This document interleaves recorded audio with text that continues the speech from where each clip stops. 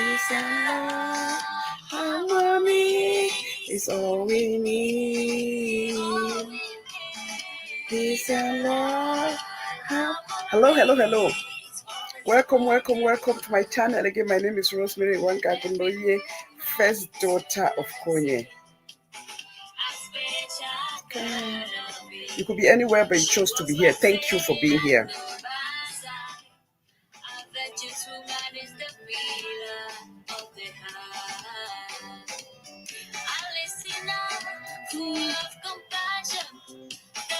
Just as you come in, like, share, subscribe. Thank you for being here.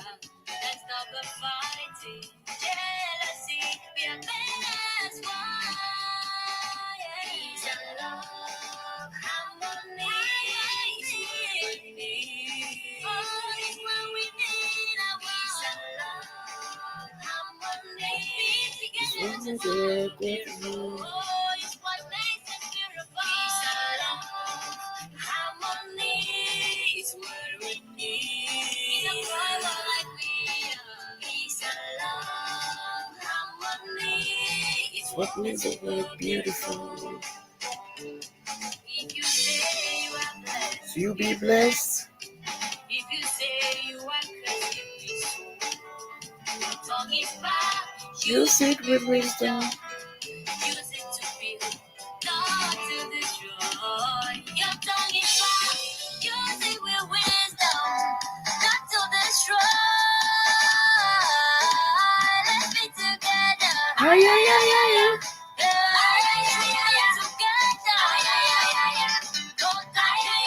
You're talking then.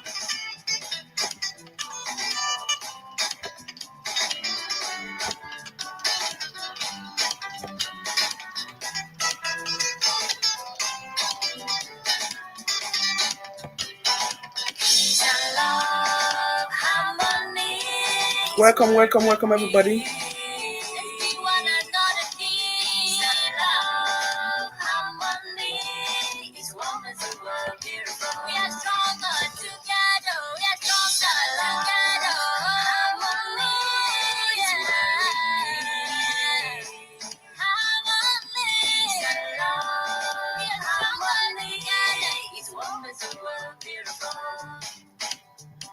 When you love, you cannot kill.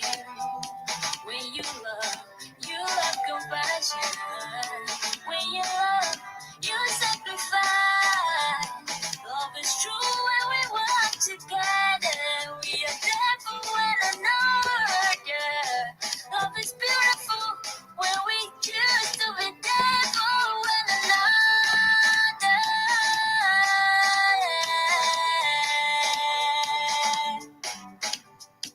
We are chosen by God to praise. We are chosen by God. We are chosen together. We are chosen. We are one. We are one.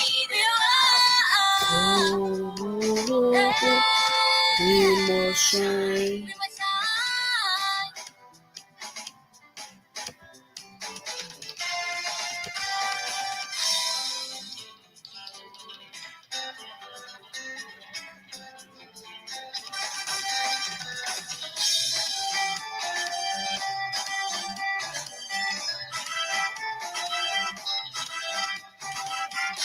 Let's all live by the golden rule, treating others the way we want to be treated. We are chosen. We are loved. We are lovers. We are women. You are a woman. The power of a woman. The power of a praying woman. We are the champions. We are the leaders. We are the prayer warriors. We are the home builders. We are the fountain that will never run dry. We are beautiful and wonderfully made. Yes, we can. Together we can move mountains. The time is now. The time is now. The time is now.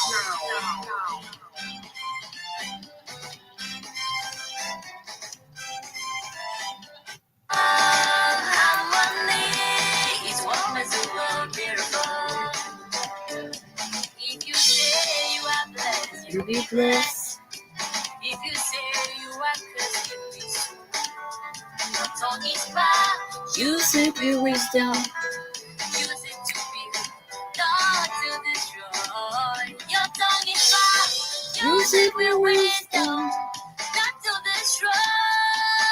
Welcome everybody. Good morning, good afternoon, good evening, and or good night, or from whatever part of the world you're watching from. I appreciate you. Thank you for being here.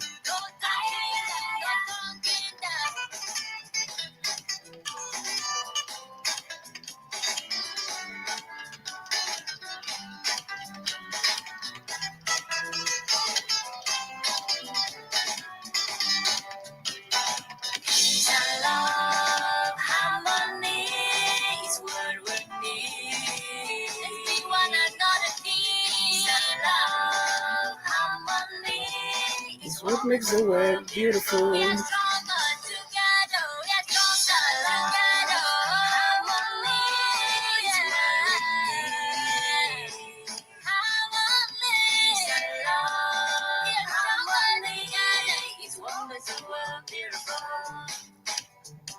When you love, you cannot kill. When you love compassion. When you love, you sacrifice. Love is true when we work together. We are there for one another. Love is beautiful when we choose to be there for one another.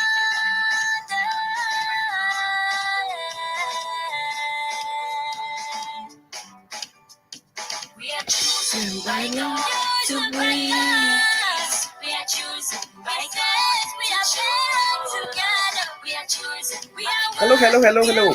Welcome, welcome, welcome. Good morning, good afternoon, good evening. Again, my name is Rosemary Wanga Guloye, first daughter of Konya. Welcome. Thank you for being here. You could be anywhere else you choose to be here. God bless you.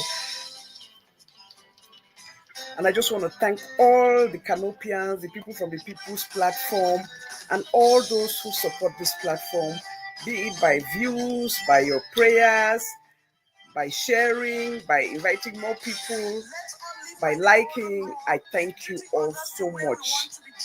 Together we can move mountains. We cannot relent. It's just putting out the good topics, putting bread and butter issues, what people are going through in their personal lives. And I know that for every one story we carry, millions and thousands of people are going through. So again, I just want to appreciate you and thank you. God bless you all. Thank you. Yes, we can.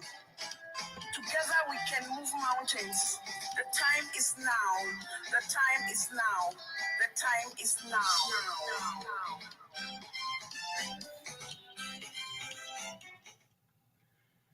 So again, I welcome everybody. I appreciate you all. I thank you all for being here. You could be anywhere else, but you choose to be here. What did I do here? Sorry. I don't take it for granted. God bless you. God bless you. Thank you all for being here. Like we normally do, we'll do our show, we'll drop it. But as you could see on the thumb, I have this show that I was supposed to have today. I've moved that show for tomorrow. We'll have that show tomorrow. Today we are celebrating our own very Mandy, aka Soppo Pikin. So today is her birthday, 28th of July, a princess, a compassionate, an intelligent, smart, independent, thinking human being, citizen of the world, a daughter of her mother, who was blessed to share her with us, thanks to her mother and her father for raising her, bringing her into this world, and then for her to cross paths with all of us who have been privileged to have conversations with her, talk to her, get to know her. The highlight would be to meet her. It would just be so amazing. So I just want to take this opportunity to thank her, to celebrate her, and use her as a point of contact, because there are a lot of daughters, a lot of you young people who are most of you don't come on. Unfortunately, Soppo Pikin, it was not by choice or by design. She was brought out from her profile, and she chose to stand by her profile and stand by who she is. It's not easy to do that. You guys know that. And she never disappeared or went to change the name or anything. But there are a lot of people who don't come on the platform, who don't know even know how to make fake profile. They don't use profiles, but a lot of you support me from behind. I do not take it for granted. I thank you all. I really, really appreciate you all. May God continue to bless you all of you supporting this channel. So it's not only as much as it's a celebration for Soppo Pikin, a lot of you have your own birthdays, but because you people are private people, you don't want your pictures out there, you don't want to be celebrated. But I always come, when any of you have birthdays and I say, oh, this is one of our canopians, our person in the people's platform, is their birthday, let's celebrate them. America Grinder, you're welcome. So I really believe in that, and I really support, believe in that. So we all, in celebrating how we are celebrating, all of you, those silent supporters of the people's platform who are under fake profile, who cannot come out on the street. I will hear you, we see you, and every time anybody calls me and tell me it's a birthday, I always call me and celebrate it. I may not call your name because you're private, but uh, I make sure that you're acknowledged. So in this case, Hope is somebody who's out there, an amazing woman. If you get to talk to her, get to know her, uh, uh, straightforward, straight shooter, just so honest. Queen Bridget, you are so welcome. Welcome. Oh my God, it's so nice to see you, Queen Bridget. Thank you for being here. So, God's love, you are welcome. Thank you for being here. So, um, I celebrate, we will continue to celebrate everybody, anybody who reaches out to me. If you are private, I know your birthday, I always come and say it here. I may not call your name, but we celebrate you. I cannot celebrate you the way I would love to because most of you don't want to be in the media, and that is okay too. But she was brought out not by, she did not, it's not something she wanted, and she decided that no, nobody's gonna force her to go back where she came from. She's just gonna be who she is and she kept her name, kept her everything, her profile and everything. So it's amazing that today is her birthday. We celebrate you, and Pikin, that's all I can say. I don't know how else to show you, to appreciate you, but to tell you that you're an amazing woman, an amazing mother. You are very, very intentional in everything that you do. Like I always tell you people, Swap Pikin is one of those profile. She does not only, it's not that person that you see her only watching saga. She watches everything. If you send it to her, she tries her best. She supports everybody. She is so well versed. Even when you talk to her, she watch every topic. Because there's some people that if it's not saga, no, they turn their phones off. They turn their devices off. It's only saga when people are insulting one another. So Pikin is not like that. She's in education. She watches everything. If you have educational show, she'll be there from beginning to end to support your platform. If you're doing saga, if the topic that she likes, she'll come in the same way. But if you're doing educational show, she's always under educational show. She's one of those people who's very versatile, you know, you know, and that is a very good place to be. That is when you know that people who are open-minded, intelligent, and can make decisive decisions for themselves, they don't follow crowd, they make their own opinion, and then the one thing you people don't know about her is she's that person that if she even wrongs you, even behind you that you don't know, she will tell you. She'll call, Mommy, there was a time, what I did. My perception was wrong. I was wrong. Oh my God, that is who Super Picking is. She'll come out herself and just tell you, oh my God, I'm just glad I'm where I am today, but this was my perception. Oh, this is what I did. Oh my God, I can't believe that. That is how I was thinking. But you know what? It's good to know people, and which is how life should be, to make your own independent decision about people, not ever to follow crowd. So, but that's the kind of person that she is, and she will just tell it to you just like that.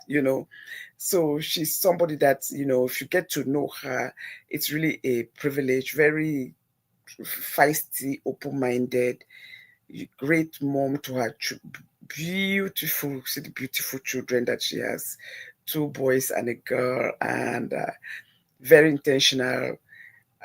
I'm looking at her like, how do you do it? Because I'm thinking, we had Tolu, the other kids were big at that time, or Papa was what at that time 13 when Tolu came, and so he had just become a teenager. So even though he was always inside my skin, that thing of, because he has been in the space by himself for a very long time. So it was so hard. It was so hard for him when Tolu came. It was so difficult at 13. You come and sit on when I'm carrying the baby, you come and sit right on inside my skin too. It was so hard. So just looking at her with three toddlers, you know what I'm saying? Where everybody need that attention. If you think about a 13-year-old needed attention, just think about and she always, just try to really do her best, to really accommodate all of them. It's just amazing, amazing. And then I'll be like, oh my God. Even when she's coming out of the car, I'm feeling sorry for her. Oh my God, how are you going to do it? You have to put this other one down. Then you have to take the bassinet. Then you have to take the other toddler by the hand. Then you hold the other two. I say, how do you do it? Because me, I'm thinking about it. I'm sweating. When with one, I was sweating to get up. Sometimes get her ready before I leave for work. If she woke up early, give her a shower before I leave for work. I'm like, oh my God, I'm sweating. Just think you have to give 3 children showers before you leave for work. It's she's just, and she does it with such, I don't know how to tell when no frustration, such ease. Oh my God. I'm like, wow, wow, wow, wow, wow, wow. Just amazing, amazing, amazing. She's just an amazing, uh, joyful of a bundle of joy to be around. So it's really a privilege if you get to know and talk to her, very open-minded. So Soppo Pikin, on behalf of the People's Platform, on behalf of all of us on this platform, all we can say is wish you a very happy birthday. Please enjoy your day. I know it's not easy, with all three of them around you, but guess what? Hey, that's part of the journey. Yes, so that they can share with you, sing happy birthday for you, and and just jump all over you. That is still the blessing that comes with it. So I wish you just the best. You are a daughter that every family parent will wish for, every sibling would wish for. Even the way you talk about your siblings with such joy, the relationship with your siblings is just so beautiful, so beautiful. You know, your mom and everybody, your mom really did a good job. How much you appreciate your mom all the time when you talk about her. It's just amazing. You're just an amazing, amazing. Ify, you're welcome. Yes. Queen Bridget, welcome again. Nice to see you. So again, just want to celebrate you and just wish you all the best for this new year. And I know that everything, all your endeavors, this new milestone, God will just continue to enrich your course, open doors for you.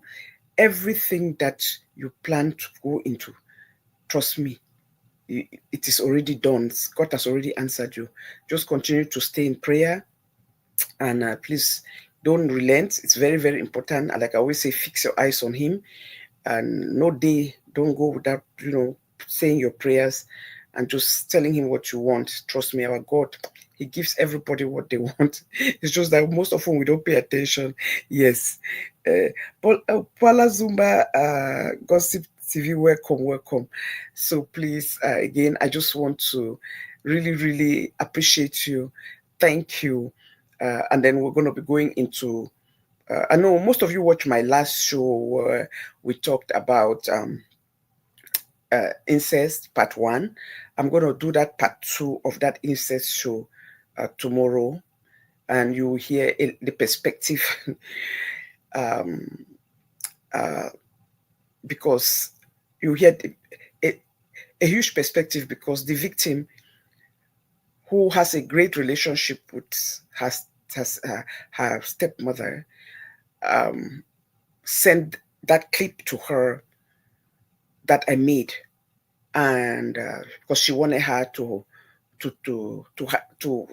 say her own side of the story. So that is the story that I'm bringing to you guys tomorrow, because that's something that is very rampant in our community.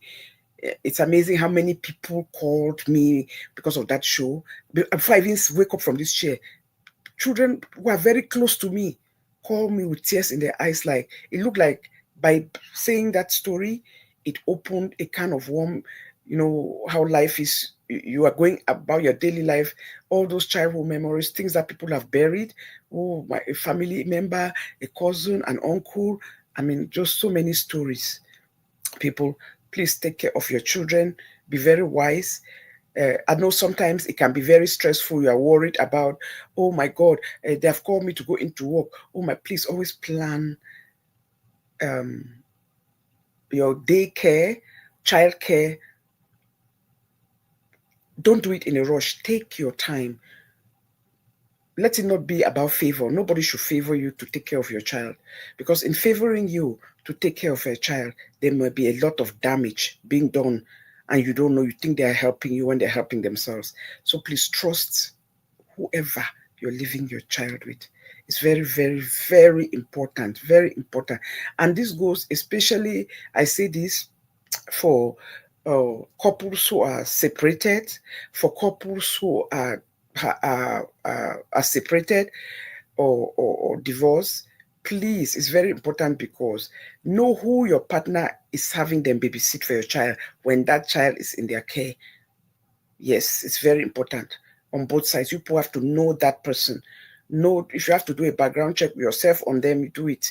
It's your those are your our children are our treasure. So Picking the great from great Soppo. Happy birthday, my darling, darling daughter. Welcome. So uh, um, please know who is babysitting your child. Don't just be comfortable because you have a freedom to go where you want to go and somebody is watching your child. Make sure you give them rules. Nobody else can, they cannot leave your child with a third party. So you have that contract with them, not with any third party. All those things are very important, because you're especially the people who drop off children in other people's houses, homes. What if they have a boyfriend who's a pedophile, or a girlfriend who's a pedophile? So all those things are very important, extremely, extremely important. So please make sure you know who you're dropping your child with, and it's your place to put rules and regulation that they don't leave your child with a third party to go anywhere.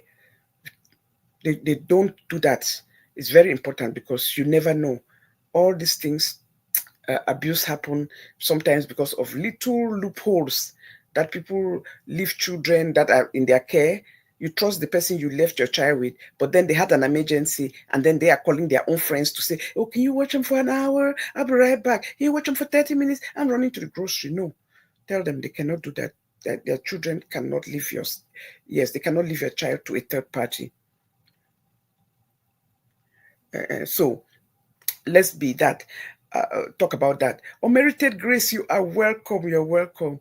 Thank you for being here. So here we are. Please, this is exam season. I want all of us, all of you, to pay attention. Parents, results are going to be coming out, right? This, or is it maybe by the end of this week in back home? Please, please prepare your children. Have conversations with them. This is the week, this time to have. If you have not had a conversation with your child who wrote either A level, O level, baccalaureate, have a conversation with them. Like I've always said, it is very hard to see a girl child unalive themselves. Most often boys do it because they don't speak out. Because we have this kid who unalive herself few days ago in Yaoundé. Her name is Nze Elaine, because she's 14 years old, because she did not pass the baccalaureate for 2025, 2026. She didn't pass, and she unalive herself. Please, people, have this conversation, because the one thing that we are doing as parents is that when our children did not make it or fail, we go off. I can understand the frustration, especially financially. People, some have taken loan and all that. Still, it's no reason to start screaming at that child, or jabbing at them, or mocking at them or telling them that it was in this house, or your brother or sister is better than you, or big head, oh, you don't waste all our food, our money. Please, let's not do that. This is the time that they need somebody to give them a hug and tell them it is okay. It is not the end of the world. It is going to be okay. You didn't make it this time. We'll sit down, we look, see how we can help you. Maybe you can get extra tutoring, or we see where we can, uh, um, um, um, um, where the problem was, what subjects, and what extra help we can give you. Please, people, I beg, this is the time. Please share this video. Don't don't scream at these children when they fail. We have seen a lot of people who have failed exams. Does not mean that it does not mean that they are not smart. We've seen a lot of people who failed, and today they are the ones running the world. So sometimes those bumps on the road is to prepare them for the journey that they have in the future. Is sometimes they were so over. Some people were very overconfident, and then it was the way that God is telling them, no, no, no, you got to work. Just because you think that you're smart does not mean you don't study. Sometimes it, it's only by failing that they will discover their full potential, that by failing that they will discover their full purpose. So please, as difficult as it is, let's protect these children. I don't know.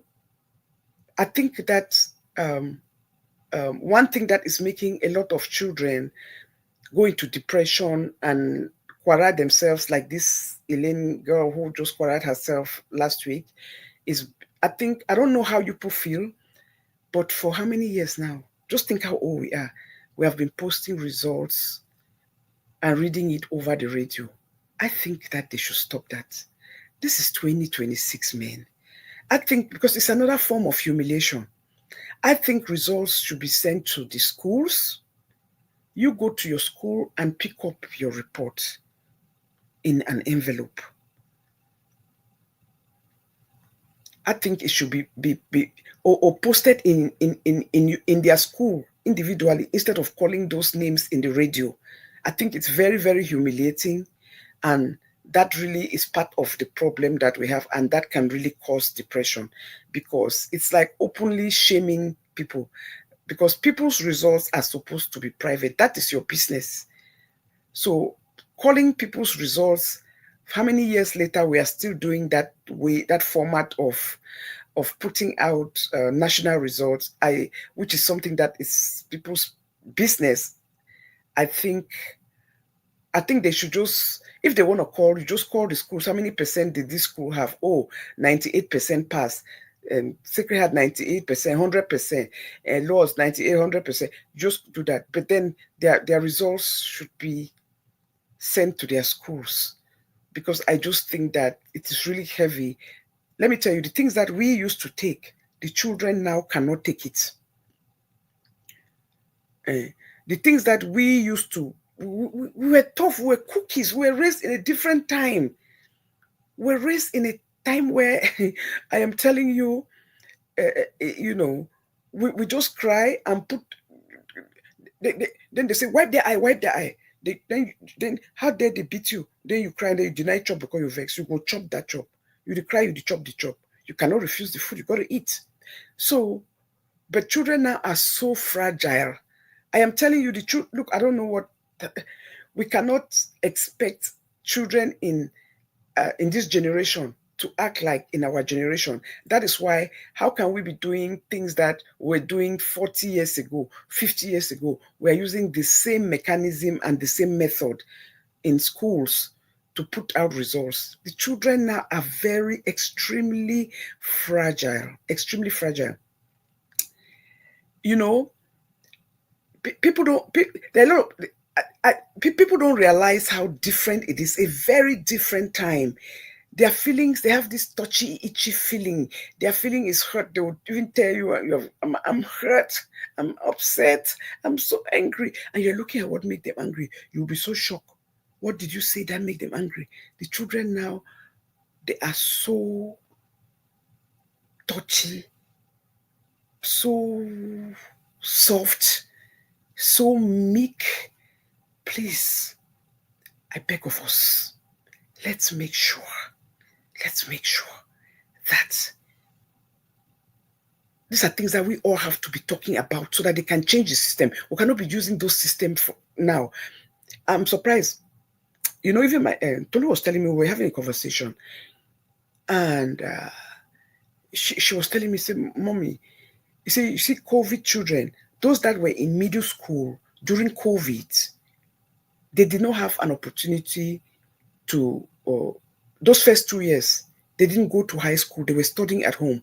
So they missed going to high school, because high school prepares you for higher education. So they missed going to high school, and they were taking classes on computer and Zoom.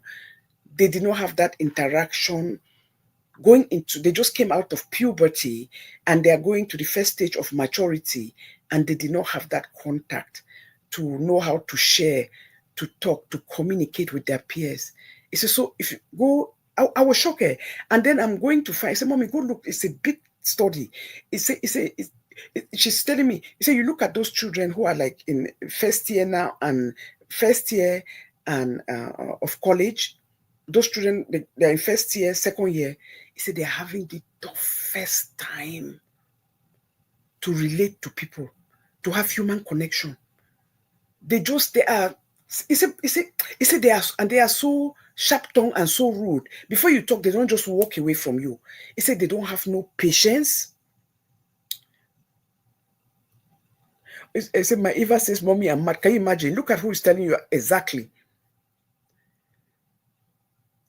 He said, Mommy, you know that most children's school is far away, and school elsewhere. It should be sent to schools, and each school should have a private web where results will be accessible to. Absolutely. Please, I beg, Ministry of Education. I don't know how they do it in Nigeria, but with us in Cameroon or the other African countries, we must change that system. The truth, things are different now. Everything is different. Children are raised differently. There's so much bullying, that the amount of bullying, and guess what? You cannot, in our days, we had bullies, but the difference in our days is that you go report, then they come, your parents come, then people come and report to the principal, and then those bullies are taken, when they call 4 big boys, you hear 4 big boys just hold, and they give them whip for their buttocks. Now there's no beating. It's not, they're talking against beating. You cannot whoop in school. You cannot beat children. You cannot beat bullies. You understand? So there's so much. So they still have that undertone bullying that they are doing to peers, and nobody's taking action because everybody's crying. No, don't beat my Pikin. No, beat my Pikin. You can't beat a child. You can't. Which I don't have any problem with that. That's your right. Yes, because it's all right. Because truly, those days they used to beat and dislocate children, beat them until children cannot sit on the chair. It was not a good thing. But the point is, because of all that, the children are in a space where they are very fragile. The children of this era are very fragile. You cannot be doing things like we did 50 years ago. How can we be in education and we are doing the same thing we did 50 years ago, putting out people's personal information? That's their personal information. That's their privacy. They should choose to share it with who they want to share it with. And that is bringing a lot of shame, So I just think that is something that parents should take upon themselves and study it, understand. Parents should take upon themselves and protest, and the Ministry of Education should really look into this, because we cannot keep losing children into mental health, children quarreling themselves because they are ashamed, because they are frustrated that they failed an exam. Failing an exam is not the end of the world. A lot of people that you see that have made it in life is because they failed.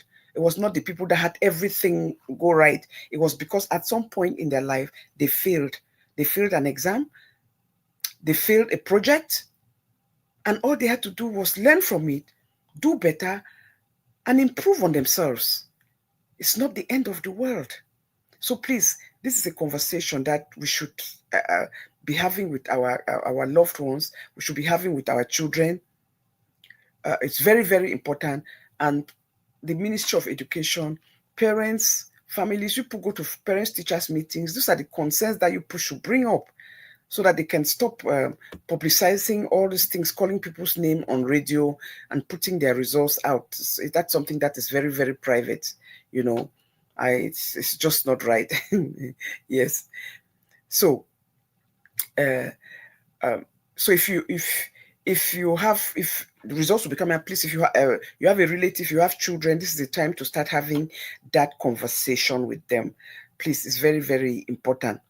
And then uh, again, I'll go back to Soppo Pikin, then we come back into our show. Please, please, please remember this. Um,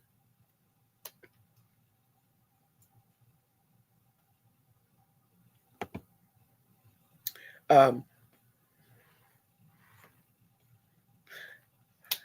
we're celebrating Soppo Pikin today. Today is her birthday. It's the day that her mama and her papa brought her into this world. It's the day that, and we are privileged to have met her, a well-raised woman, hardworking, smart, independent, kind, serene, soft, and somebody who just is so open-minded, makes her own informed decision based on what is there, not by what people tell her. She's just so independent, you know. So again, we're here just to celebrate her and to thank God for her life, and thank God for, and I just, anybody who have talked to Soppo Pikin just falls in love with her. You are blessed to talk to Soppo Pikin. You see her open-minded. She can carry a conversation from here till tomorrow on any topic. That's how versatile she is. So again, we celebrate you today and we thank God for giving you another 365 days. And I know that the sky will never be your limit. I just can't wait. I cannot wait to see you in the next 3 years where you will be, because I know that the sky will not be your limits. So congratulations again on your birthday. Enjoy every moment of it. Enjoy every moment of it. Yes. So I was gonna come here and let's talk about dowries. Um, you know, it is our culture. No matter where we go, how educated we are, there are just cultures, things in our culture that we must go through to show that both families are in accordance. There are some families, you go there and they will just say, okay, no, just give me $1. It's for the family just to eat together, meet and greet and all that. It's not like they're selling their child, but we know that dowries exist and it is part of the culture. The reason why I was struck with this topic was that I think about a week ago, not this weekend, yes, because Saturday, about 10 days ago, I was under Professor Orok's show. Sometimes I go there, just I don't know the days that he's on. I like going there. When I see him, I like to go on there. And he was and there's this couple that came. They have not they have two children, but they were separated. They are fighting and all that type of a thing, and they are separated. And she was trying to tell the things that make her angry, and he too say get sharp tongue, sharp tongue. You get sharp tongue, you know she has sharp tongue, you went for one Pikin. You know he has sharp tongue, you went for two Pikin. But the point is that she has never gone to pay the dowry. And anyhow, that they contributed 1,760 CFA. That's about 1,500. Yeah, 760,000 CFA that they contributed in the space of, I think, 90 minutes. And that was amazing. And the objection there was that, oh, who they're going to give to? They said, no, they were first saying that, oh, they should share it. And I was just watching from the back. That was when I jumped into that show. And they said, they should share it in together. Oh, do this. And the pastor asked her, how much are you going to give to him? And then she said 200. But at the final analysis, I think he was talking and praying at the same time. At the end, he really cautioned him, advised him, and to do the right thing. And but there were members under there saying that he should use the money to do dowry. My dear, now come closer. Women, come closer. Any place, nobody should contribute money to give anybody to go marry you. Just know that any money that they take to marry you, that marriage is doomed. Let it be his hard work. Let it be his sweat. It's not about the amount. Don't you realize that most places people go and they say you always owe money for bride price. You always owe. So whatever you have, they put for you. The one you have, you take and go. Go there and do your introduction. Put that there. You always owe. But to say that you people have not been getting along, you people are separated, and then all of a sudden a man is coming out to bring you back home, decide to come and meet your parents to do bride price because strangers contributed money and gave. Don't do that, please. This our online is too spiritual. That is the one place that you don't take money from total strangers. The only person that can help you marry your wife are your parents, your mommy and your papa. That is the fact. Those are the only people that can help you if it comes to finance, to go marry a wife. When it comes to finance, I beg una, boys, men, don't take money from nobody. Don't take no gift from people to go marry. It's a big mistake. Tomorrow, they will take an insult not only you. You yourself, because it was not your sweat, you will not take it seriously.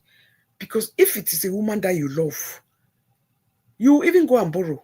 You go to meeting house and borrow and be paying it. It's still your money. Credit card people use and buy something that's still your money now. You are paying for it. It's not free money. So it's better to go and take a loan than to take money from people to feel pity for you. Oh, why they never marry you? Please, let's contribute money. Help me to go marry you. Don't do that, I beg. Better you remain single. No, marriage not be by force. If you're not ready, don't get married. Do it because you're butterfly the day says your belly. Do it because this is the woman after my heart. Do it because this is the right time. This is who I want to marry. And I will jump over hoops. I will go to my meeting house and take a loan to go marry her. You go take loan, you pay, and it's your money. But to say that you come online and people gather money to give you to go marry a woman, my dear sister, anybody who comes for you like that, run. Don't accept. I was telling you, I just touched it on my last show. What is the statistics? A lot of marriages that took place between especially all those who left from this America go marry between 2020 and 2023. 2019, 2020, 2022, 2023, most of those marriages, they are, some are hanging on a shoestring. A lot of them have kaput. Why? Mono talk me here. COVID money. You know all that money they take for COVID. People lying that they have businesses. People making fraud, taking 10,000, taking 20,000 when it was all a lie. They have no business, but they fraud the system because they get that cash now. They use it now. Some did not even travel back home because you could not travel at that time, but they will send people money. Go marry me that woman. Oh, go marry me that woman. The girl is there looking. Oh, my husband don't send 1,000. My husband don't send $2,000. You're thinking that is a millionaire. It was never their money. These are people who never had savings. Not that it's a bad thing, but because life is hard, there are people who live paycheck to paycheck. A lot of people. Life is not easy. They live paycheck to paycheck. It's not easy. But because they got that money, they use it now to come and pay your bride price. A lot of those marriages, now so they're the hot. All those marriages, some they did on Lifeline, a lot of them don't spoil. Why? Because it was not their money. They did not sweat for it. They did not fight for it. Some of them just look at themselves and say, I don't reach some age now. Maybe I can forget wife now. You know, all this time they be even giving money for go marry. I don't get some money, we don't land from my hand. It is not their sweat. A man should marry you because it is his sweat. Because he loves you so much that he was willing to sacrifice and save and forgo other things to pay your bride price. not to play 419 and get money to marry you. Those are things that people should not use money. Please, listen to me. Don't use that kind of money to go marry nobody. Most often, it ends up not working. And that is just the truth.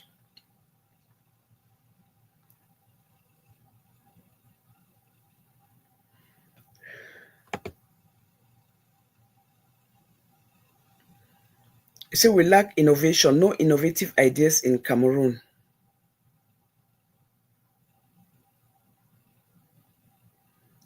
Oh my God, I've been missing a lot of things here. I've been talking, and you, God's law, you have been putting a lot of things here. We have to educate our children and let them know that it's unacceptable for them to be the reason another child is not happy. Thank you. They should know that it is unacceptable to know that another child is crying because you bullied them, because you talked down on them, and then you never went and gave them a hug and say, oh my God, I am sorry, I did not realize my words hurt you. Sometimes you may say it and don't know, or didn't realize it, but the moment you see somebody crying, it's your place to stop, pay attention, and go give them a hug or call them up. Yes.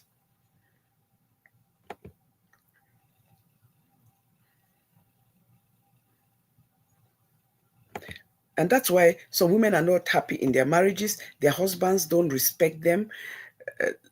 Love have turned into pity, disrespect, and disrespect setting. Absolutely. Please, no be do or die. No be do or die. Let him. I always. People all for dowry now. When you go to traditional marriage, they say, you can never finish paying now. So what is the reason that you feel so bad?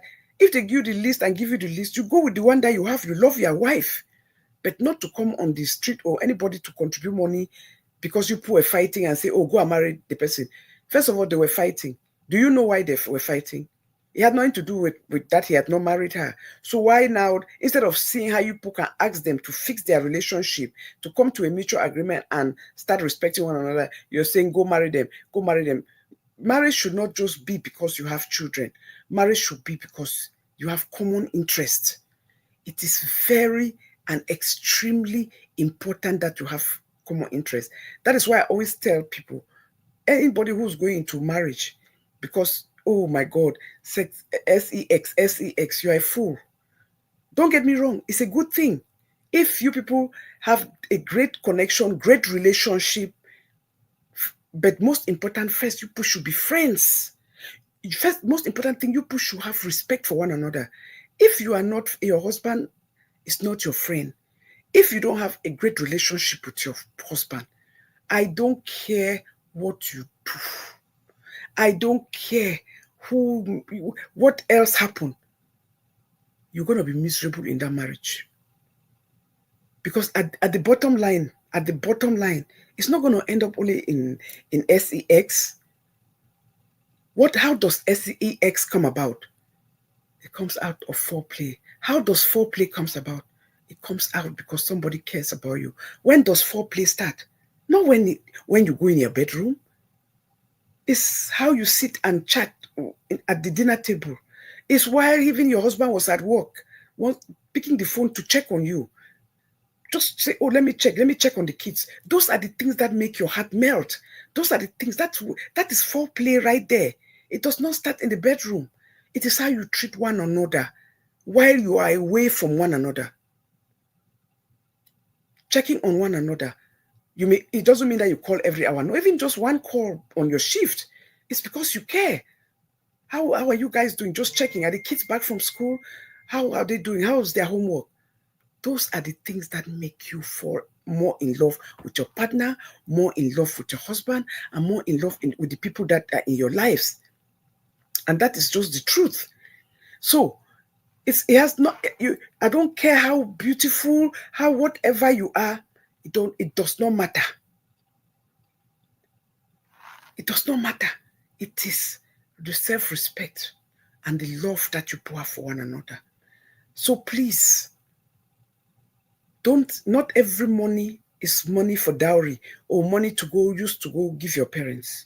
Be very wise, because Some people may even want to put some of that money there they're giving you. You don't know what the cost where they don't put on top of that money. That money should be your sweat as a man to go marry your wife. Please, it is very important. And then you see, you go into these marriages. Women, please. That is why you must form a relationship with the man you are married to. Be a partner to them. Be in a marriage where they are comfortable to talk to you about everything and anything. Where you can sit and have a conversation. I was under a show on TikTok. Her name is Cynthia. She has a show. She's one of the instructors on TikTok. And there was this man there talking. I have no conversation. Me and my wife have no conversation. Why am I going to be talking with my wife? Why am I even going to be sitting on the table with her? We have nothing in common. Hey, people crazy. This was last week. I am like, Jesus Christ. What are we talking about? No, we have nothing in common. Nothing. All we have is that as long as she's working, she has her job, all the money must be entering in that account, and that is all. You know, because I have to control it, because I have to control everything, because I'm the head. Yes, so you are the head, but there's no head without a neck. If you do not respect your wife, that's why I keep telling men, you keep saying that, oh, you must have an account. The woman must put money in that account. Her check must go in your account. What you people don't realize is that is how you bring weight when you use ultimatums on your wife. Because let me tell you, I've always said it, 99%, 99.9% of women, all they need is to be loved and respected. When you love and respect your woman, the rest is history. She will be the one to see you going through stuff and say, hey, there's money, come on, hey, my next check is coming, you can have it. Oh, there's money in that my account, go and take it. The one thing people don't understand is that respect is earned. And when you respect people and when you talk to them, tone matter. It matters the tone you use to talk to your husband, to your wife. If you're disrespectful, if you come across as a brash, you just speak to them anyhow, how are you going to build that trust and love? How are you going to make them believe in you, trust you, and love you when you talk down on them? There's no way you can turn around and you're talking down on somebody and then you turn on the next breath, I love you. That's too fake. Because when you love people, when you love somebody, you respect them. When you love somebody, you talk to them respectfully. You don't scream at them. You don't talk down on them. 99.99 welcome. You respect them. And that is just the truth. So please, marriage is a journey. Marriage is you even realize when you are inside a marriage that you are doing things you don't even realize that you are doing them. You get in sync with your partner when you people are in love. You people start thinking the same, doing things the same. You know, it was funny. The other day, Toto called me. Say, so we're talking. Say, Mommy, I'm having a problem. So I was like, what is this problem that you're having? He said, Mommy, we've got to talk. He said, can you believe? He said, people are making fun. My classmates make fun of me. I said, why? What? He said, they said that I'm always too upright in my dressing. I don't wear jeans. I don't wear this. Mommy, it looks like I'm becoming like you. So I cracked up. It was too funny. It was too funny. But you see that is the truth. Because we always say that our children are their first role model. Look at me. I never told her not to, because when she was little, when she was in daycare, in grade school, I bought her jeans because it keeps them warm in the winter. I don't wear it. I've never owned one, but I bought it for her. You understand? But because I always talk like I don't see anything in jean, because of the way I dress, the moment she became a teenager, she does not want to see jean. You understand? She does not own a jean. She does not put on jean. So she says that at school, when they're going, they say, oh, Miss Classy, Miss Classy, Miss Classy. They're going for events. She would not put on jeans You understand? She will put on pants if it's an event to wear pants, but she will not put on jeans. And then she was telling me, I said, no, you don't have to feel bad. I said, mommy, I don't know how I turned out to be like you. You always said that you never wore jeans, you never bought jeans. And this is me. Now they're using it they're using me. My friends are picking on me all the time when we go places, when people are going places that you need to dress casual. Me, that is me coming dressing with slacks or pants. I don't know how to wear jeans. Those things happen. So it's funny. So I was relating to the dad, so we're laughing. And then but my husband was like, we all don't wear jeans now. My husband in his head. So that is our generation. My husband does not own jeans. He does not wear jeans. So it is so funny. He does not own jeans because in his head, it is not classy enough. My husband is that kind of man who likes to dress classy, in his head. So he had that conviction like me, that, jeans, we'll be grown up for our time, we look and say, oh, now for rascals, those type of that thing. So it's about the time that we were raised, and so that's why when I look at people say, oh, this mommy have, oh, he wear only long clothes there. He may show you foot. Darling, nothing is wrong with my legs. It's just, I have always, I think I'll post most of my younger self, you see that it's just me. I've been that girl who always believed that my dress have to be, I always dress classy. You understand? I'm that girl who always wears something that is, or I always cover up. If you have to see me, it is my neckline. My neckline you see. This is the most that you see on my body, or you see my hand like this, or you see my neckline. That is the most. That is just, I've never ever thought about it. You understand? Mommy, this street, are they crazy? Mommy, have, this thing, the way now, long.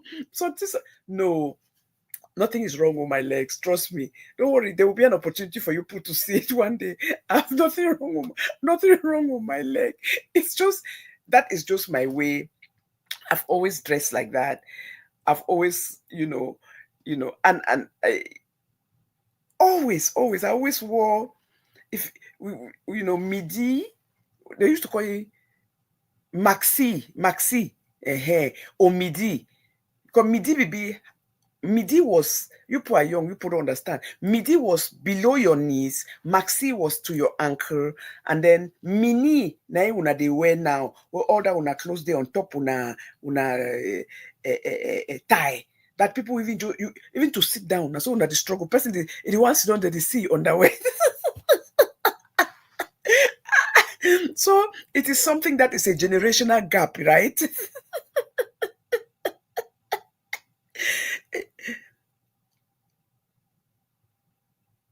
Oh, somebody says she has a pending question. What's it? What is your question, Mama? No see more. What is your question?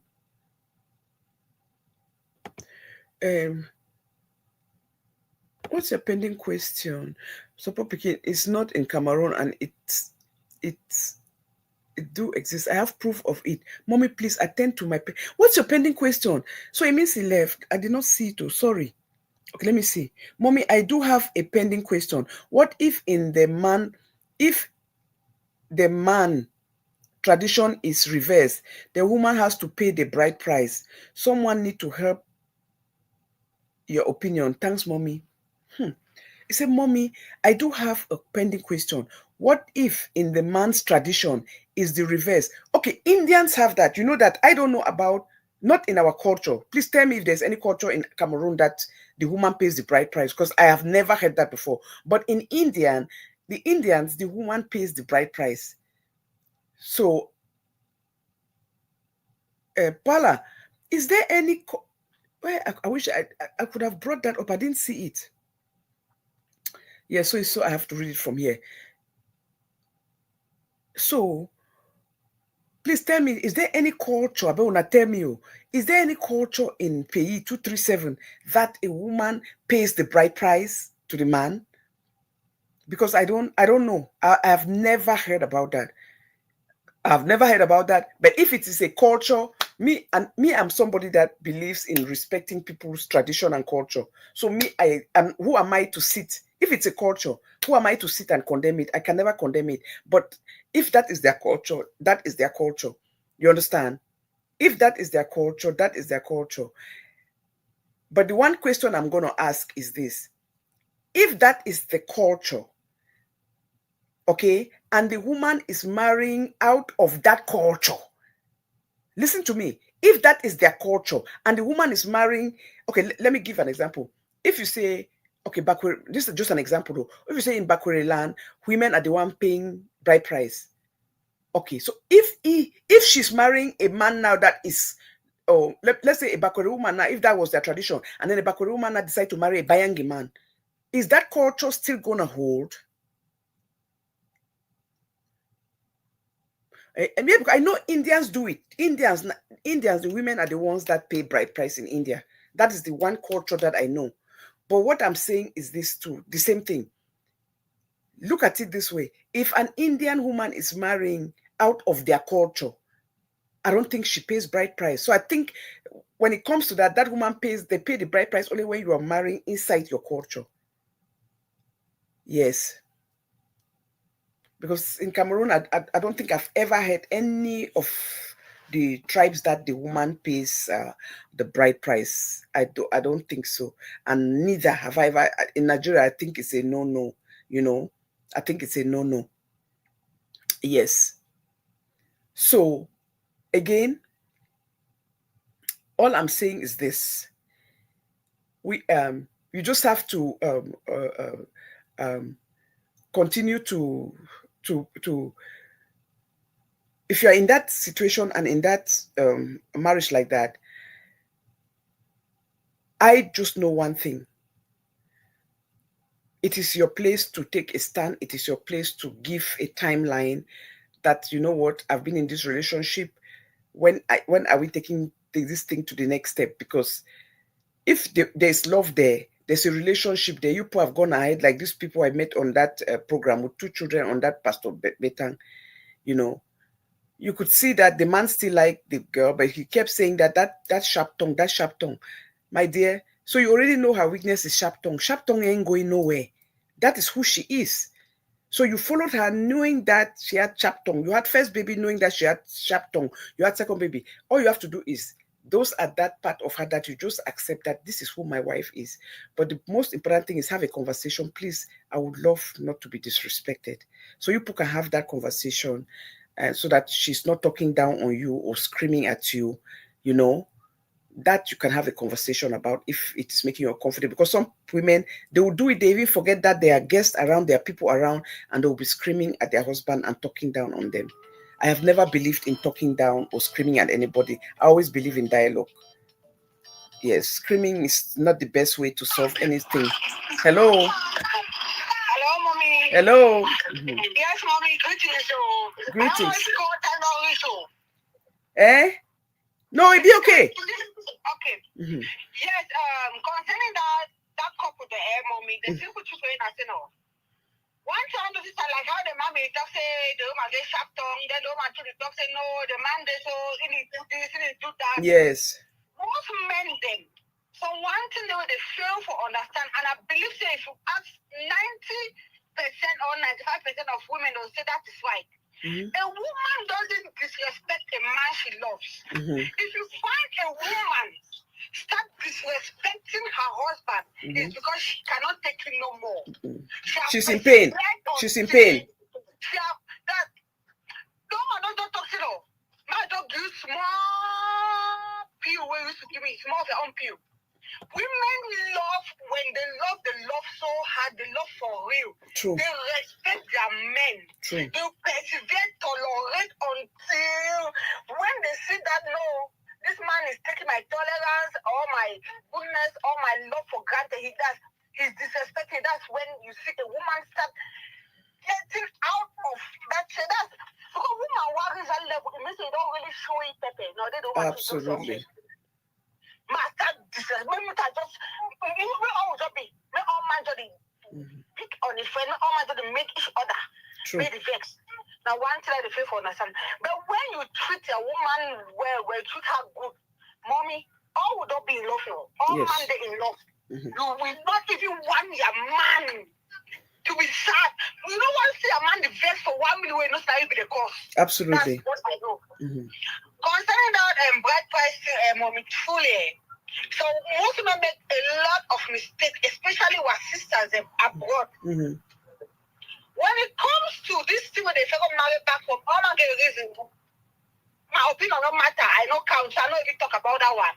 But I beg my fellow sisters, no matter what, one particular thing they bride price, even if your master now stay at home, man, now gigolo, now this, I beg you, make sure say when it comes to that particular bride price, make the man tall, make it suffer, make it walk up.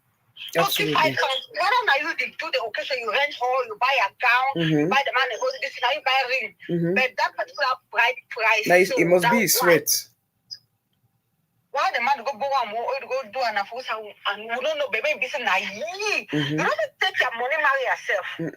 Because once you do that, you see, I say, some people they did now say their relationship, their marriage, it don't just change to something else. They're on shoestring. The man, when you pamper a man too much, you do everything for him. Psychologically, the man is beat up. When you become the man and you do all those things to him, he start seeing you like a sister or mother. And you see another like a wife. Yes. Because men know that it's their wives, it's their mothers and their sisters who do everything for them. Absolutely. It's their wives and husbands who do for them. So if you start to yourself for that level where you do everything for that man, then the one is like a very bad man, it can be bad fashion man, they want to see disrespect the campaign.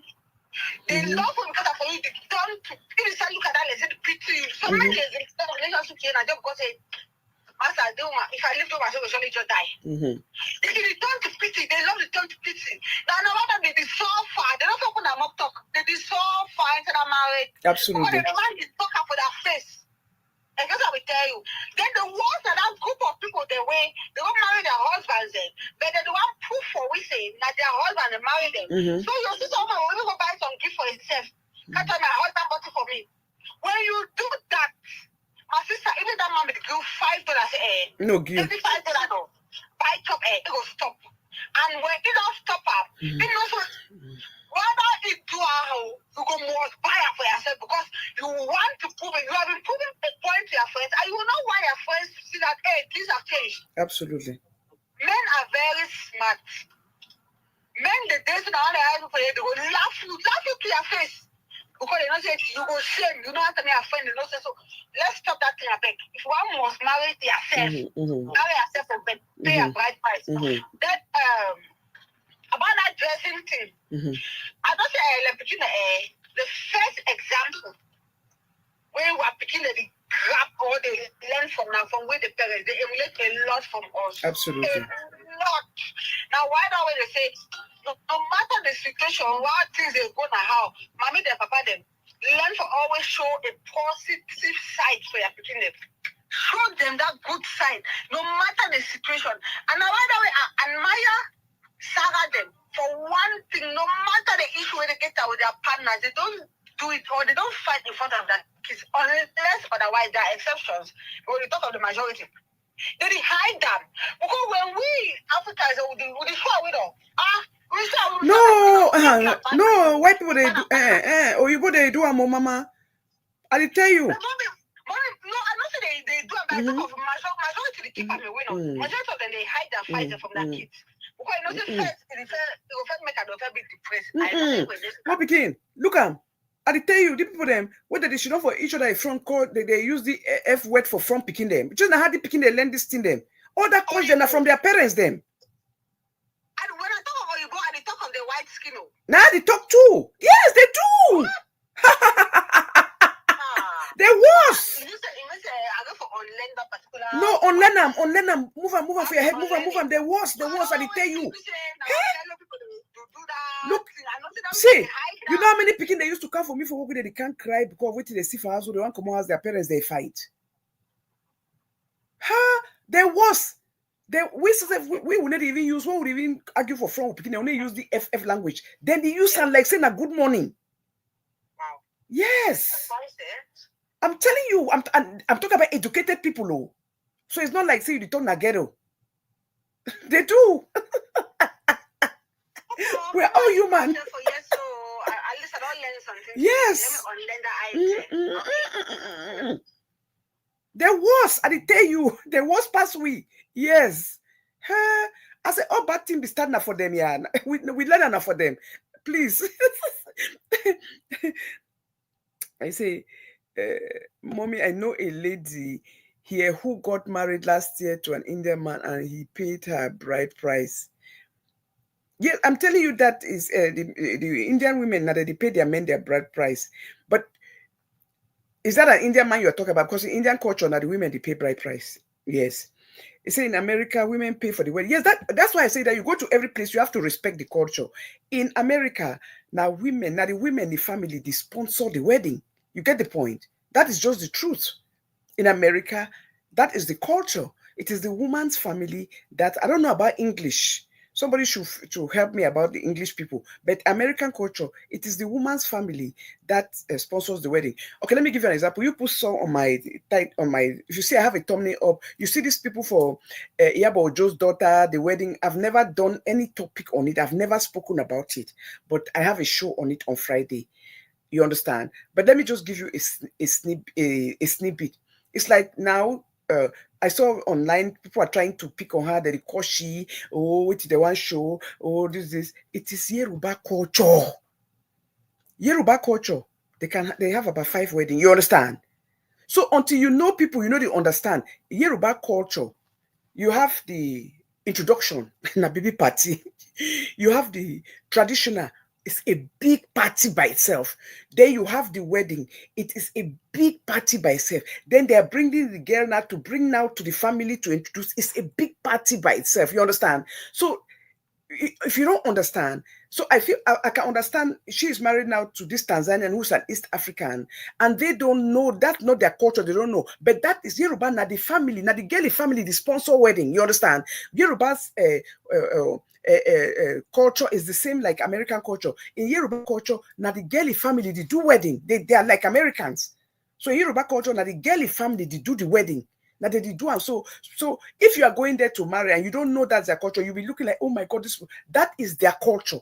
They do about 5 different weddings. You understand? I only love welcome. They do about 5 different weddings.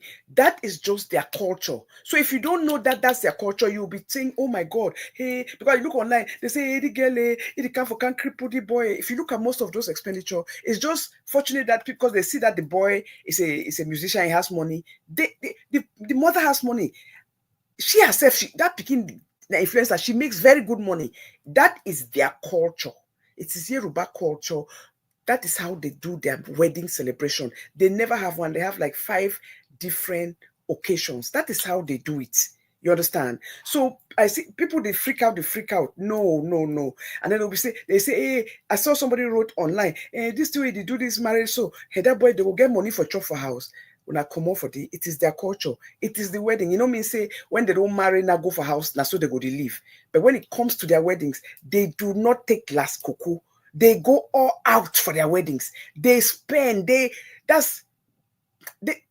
go out for their weddings. So it is just their culture.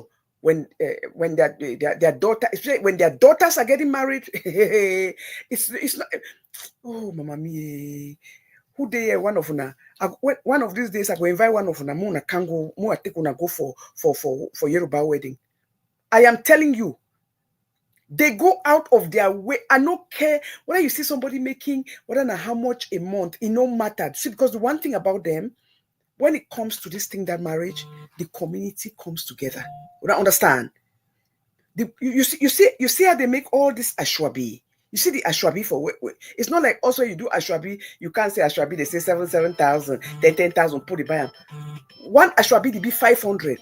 That 500, they don't move cost for that close to 150, 350. Just take 500 people, they donate 350.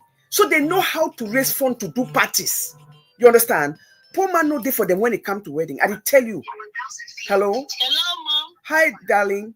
Yes, I want to contribute. Go ahead, darling. Well, I greet everyone. I greet you while we are talking. Oh, let's go. My baby says happy birthday to you. While we are talking, I have Kabas on screen. Oh, this is her only love. I beg, follow her Maverick. Please call that number again for me. I forgot to put that number. One put that down here. 410 953 92 9277. Again, 410 953 9277. Yes. 410-953-9277. Please call her for all your plugs. I'm telling you, she has wonderful cabas. And I have new ones coming in. Amen. You wear them to a party. I don't just want to share the pictures. There's this orange one. There's this orange one I see on the screen. I have it on the screen. You have to plug me for that one. I overlike them. You like because you know me, I like long. And so anyway, they long. It just gives me class. Hey, rich auntie vibes. Yeah, that's what I always say. And then I wanted to say, I've attended a Yoruba party, right, Mom? I'll be honest with you, it is one of the best wedding I've ever attended in my life. That was my first time. It's a colleague slash friend, my big friend. The daughter was getting married. My first time ever attending a Nigerian wedding. That thing was like a 3-day thing. That's how they do it. I'm telling you. I brought a lot of things. When it comes to wedding, there's no poor Yoruba. I tell you. They give us. I'm not even going to lie. Yes. The gifts we receive. Oh my goodness. You need to see the gifts we receive. A lot of gifts that we receive. The family spend a lot of money. The aunties. It's like my trunk was full.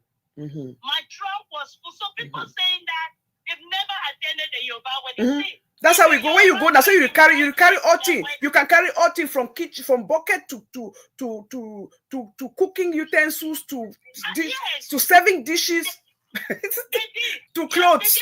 They gave me 4 cooking utensils. They gave us. I had a lot of stuff. I came. My mom and my mother-in-law was alive at that time, and they screamed. And guess what? They were invited, but I did not take them. I said no. And my friend was so much. So please, what mommy is saying is the truth. Yoruba say it's their culture. Sorry to say, if you go to that wedding, I will not judge us. It's not our culture. It's not our culture. Yes, but those people, they spend a lot of money. I was like, what? There's no, when it comes to wedding, there is no poor man in Yoruba land at the Teruna because it is a community thing. You understand? It is. Because let me say, they didn't play with marriage. They take marriage very seriously. Like that is the one. And let me tell you, you see, like when it comes to wedding, there's no enmity. Person where they don't argue with you, they fight with you. That wedding, now all that they can support. When it comes to wedding, everybody pull through. They keep all their grievances aside. That is how they know they play with marriage for Pikin. Yes. The wedding, I look at my friend. It was even when they invited me for the traditional wedding, I felt something. I said, I want to come back to the white one. Something, one of my friends said, no, come, let's go. Go to the traditional one, there you go see wonders. The tradition more than the Thank you. It's better than the white one. And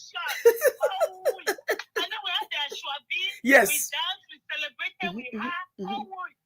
Let me not take over your show. No, Mama, you are not taking over. Thank you for the contribution. For you to ever attend a Yoruba wedding, I beg, carry your things and run. Yes. That's the best wedding it is. I've ever attended in my life. Yes. So that's my contribution. Thank you. Thank you. Yes, thank you. Yes. So talking about that, and they are saying that this is too much. Not their culture. Then just to think about the fact that it's their culture, and then her mother is an influencer. She has money. That little girl herself, she makes good money. She has her own business. So it's not the man. You put think that is that guy paying for everything. That is not true. Because they even see, look, I see Papa go to the baby shower is organized by the friends. The baby shower in Canada by the friends of the mother. They organize that baby shower. They say, oh, the man money go. It has nothing to do with the man. Did you even see the man there? Well, we have to keep educating people every day. We have to keep educating people every day. So Always know people's culture before you criticize their actions, okay?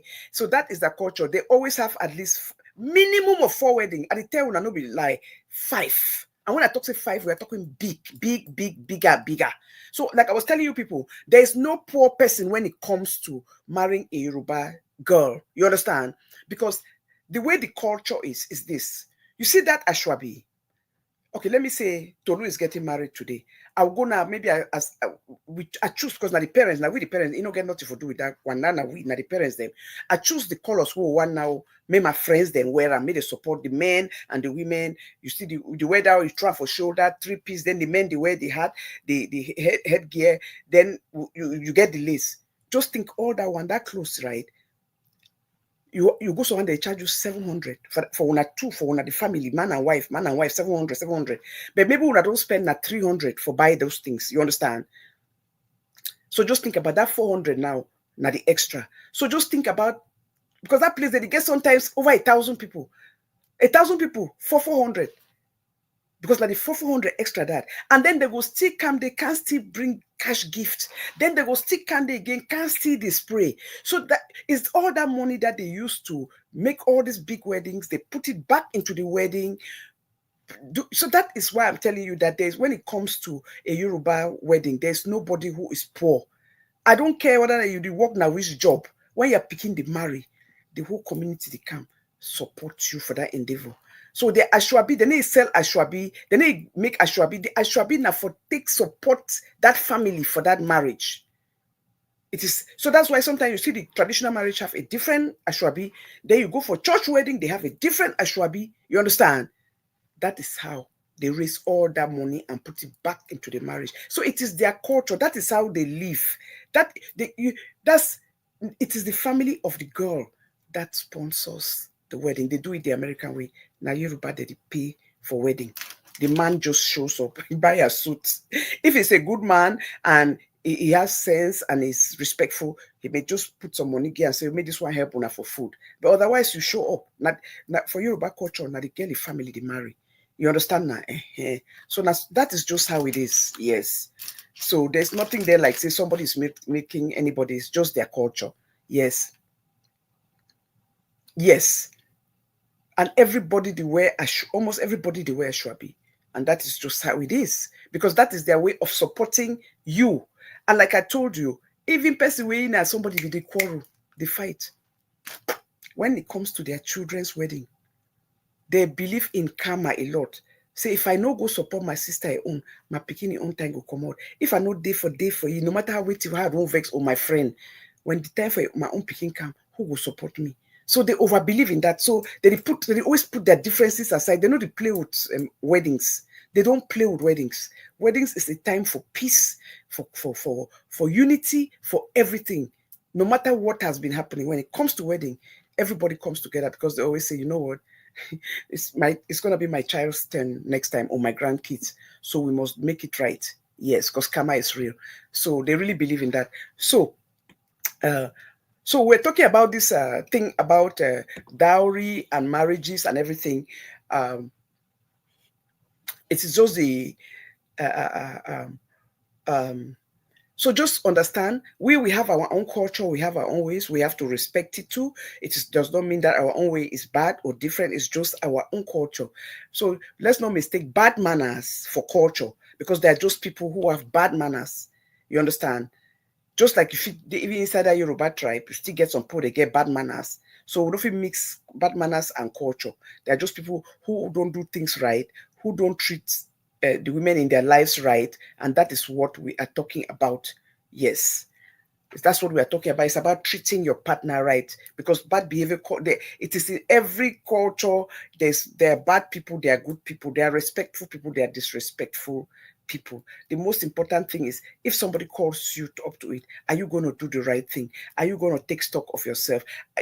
Always think about it. If this was your daughter, would you like somebody to be messing with your daughter like that, or disrespecting your daughter, or talking down on your daughter, or telling your daughter, telling her that all money you work from my account you get for go must? There's a way to do that. You people can still have joint account, but it's the way you say it. It's something that you people sit down and have a conversation. It's not about then to come on media and be talking like that, everybody knows who you're married to. You're just disgracing yourself, disgracing your wife in public, you know. A lot of people have joint account, but that is not the way they went about it. Because if you go about it that way, you're going to lose a friend. You don't give nobody ultimatum. It is wrong. I remember 2 years ago, there was a lady who called me, who came to, this guy married his wife, then the wife passed under some kind of auspicious circumstances. They left a 7-year-old daughter, and then this guy now travel, start chatting this girl in Niger, went to visit her, and then they find this girl had a wonderful job in Nigeria. And like she told me, if she knew, she would not have come because it was not worth it. But they come here, they come back, flash this women money and everything.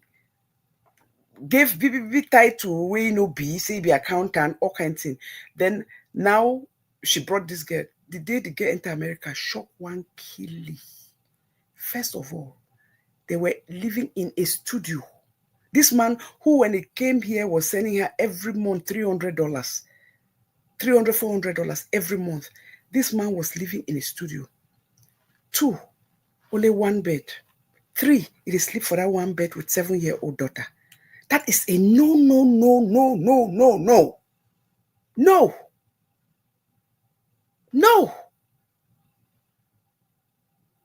So because she came, she actually got here before they went and bought even a couch to put for that child to be sleeping. And she was not comfortable with that. When she talked to the man was angry. You just came here. You never even said to. You don't understand. I said, I'm not giving you order. It is not right. Even the fact that you were sleeping with this child on the bed, life no hard so. So if you were sending me all that money, why didn't you use it to buy bed? That's what the woman told me. So why didn't you use it to buy bed? Because it was a third party who connected her to me from California to talk to me. Another lady connected her to talk to me. It was horrible. Horrible. She, as soon as she came, again a manual for go do nursing, again a manual for, to make her his ATM. This is somebody who came from banking. She was a graduate. She was in the bank. But just give, you know, if you ask her, what do you want to study? You don't come, you don't really prepare curriculum. They're all for nursing and everything. Why didn't you go to the nursing school yourself? Since you have been here for over 30 years, and since nursing the sweet you so. And the girl took it, was going to school. While she's going to that, taking that class, she's working, she did her CNA. The man said, all money must go to my account. Oh, no. Oh, no. And that is where she put her foot for ground. He said, it was the way he commanded her that you cannot open an account. You must work, all money must go to my account. So she started putting that money in that account. Right now, she's under his mercy and everything. Her parents got sick. She asked for $100 to send to them. This man said, no fit care for them. He refused. That was when this girl's head opened. He refused to give $100. He said, that's not his responsibility. I already paid your bride price. Can you imagine? So bride price means that you paid, you bought her. Bride price means that she does not have to have any relation with her parents. Bride price means that she cannot take care of her parents. You married a woman who was already, the parents educated her. Just think about if he was the one who gave this woman education. It would have been worse. Her education to graduate degree, she had a master's degree,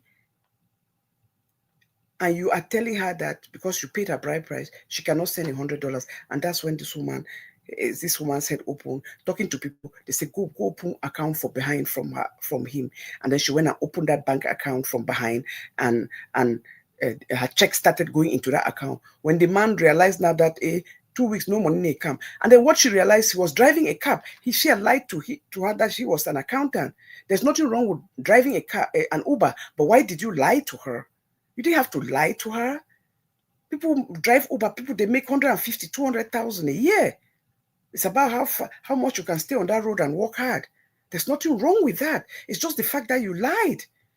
You lied. And then she found out every time he will pretend that he's going to work. As soon as that lady just leave for work, he'll go and come back and sleep at home.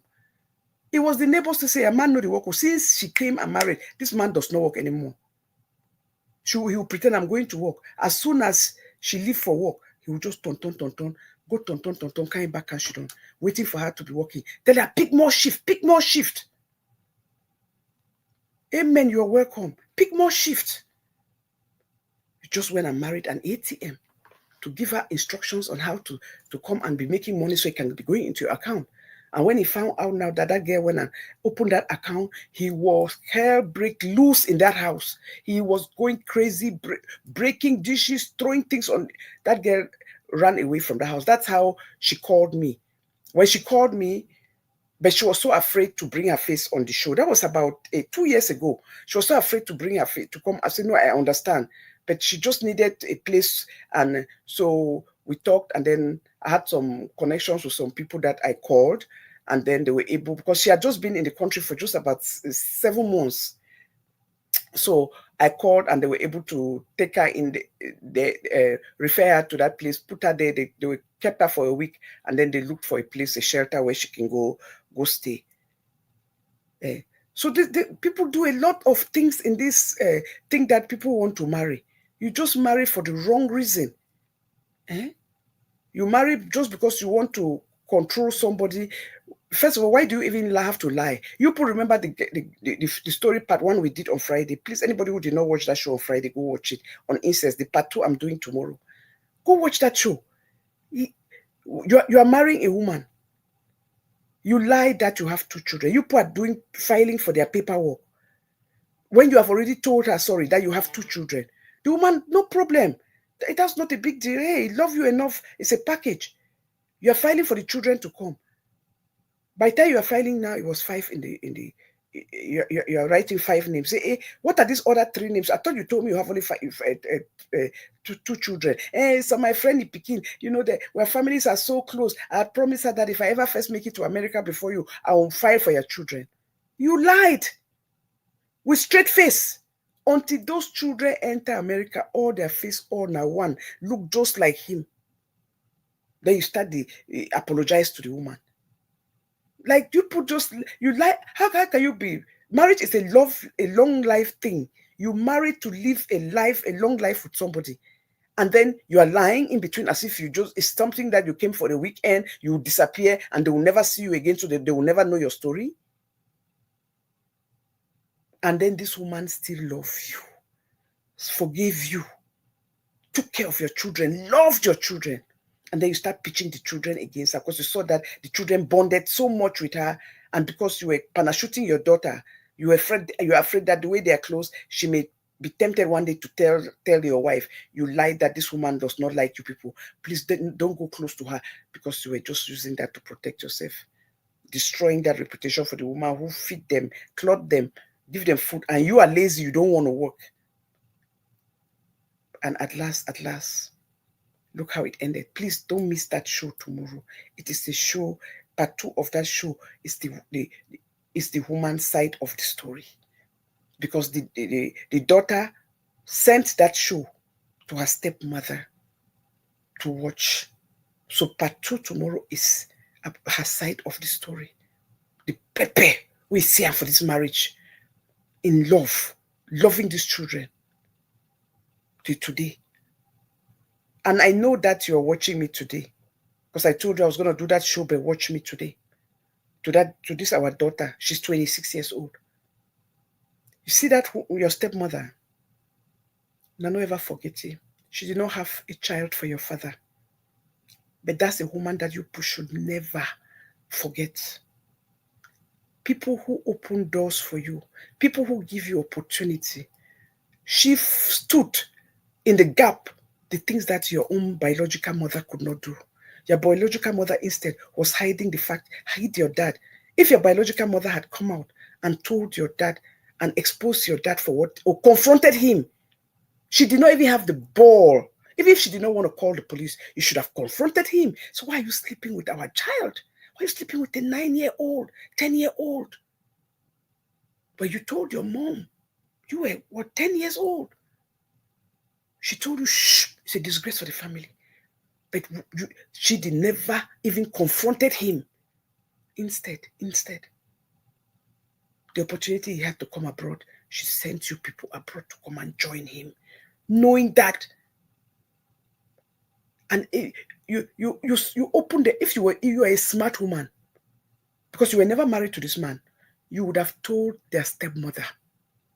You would have told her, so I'm worried too. I'm sending my child like this. Please open your eye. Oh. This child told me this once. I just did not want to make a noise out of it. But you just took them, just coming to America through those children like that. This woman is there taking care of them. When she learned about it, what did she do? Hell, she raised hell. She confronted him. He lied, but she confronted him. And the children said, no, it's true. You have been doing it. We know about it. The little ones too. Mothers, I beg una. Don't love a man to this extent that, what is the need to love a man? And then your child, the children that you brought into this world is being destroyed by that man, and you are protecting the man. I know it is a hard place to be. I don't want to even question anybody to say, well, what would I have done? But at least I know one thing for sure. Even if you did not want to bring the police in, because no matter what is there, you have that bond with him and you're afraid that his life will end up in hell, you confront him and scare the hell out of him and scream at him and disgrace him. And if possible, tell them, if that's the case, you will take care of your children, but I'm not going to allow them to live with you because I don't trust you. You protect your children. Instead, you turn around. You're fighting the woman who was protecting your children. You're fighting the woman who was feeding your children. You know what it means to feed 5 children that are not yours in this America? 5 children with a father who refused to work, a father who did not want to work. All he want to do is dress up, show up, be in every party looking spiffy, handsome, beautiful thing. Manicured nails, manicured feet. A man who only goes and manicure himself and look good, but don't want to work to feed his own children. And then the woman that the woman that he married is taking care of 5 children that are not. All she needed was your own support and thank you. But instead, you went after this woman ferociously. You could not wait. As soon as their father passed of heart attack, suddenly, what did you do? You called your brother.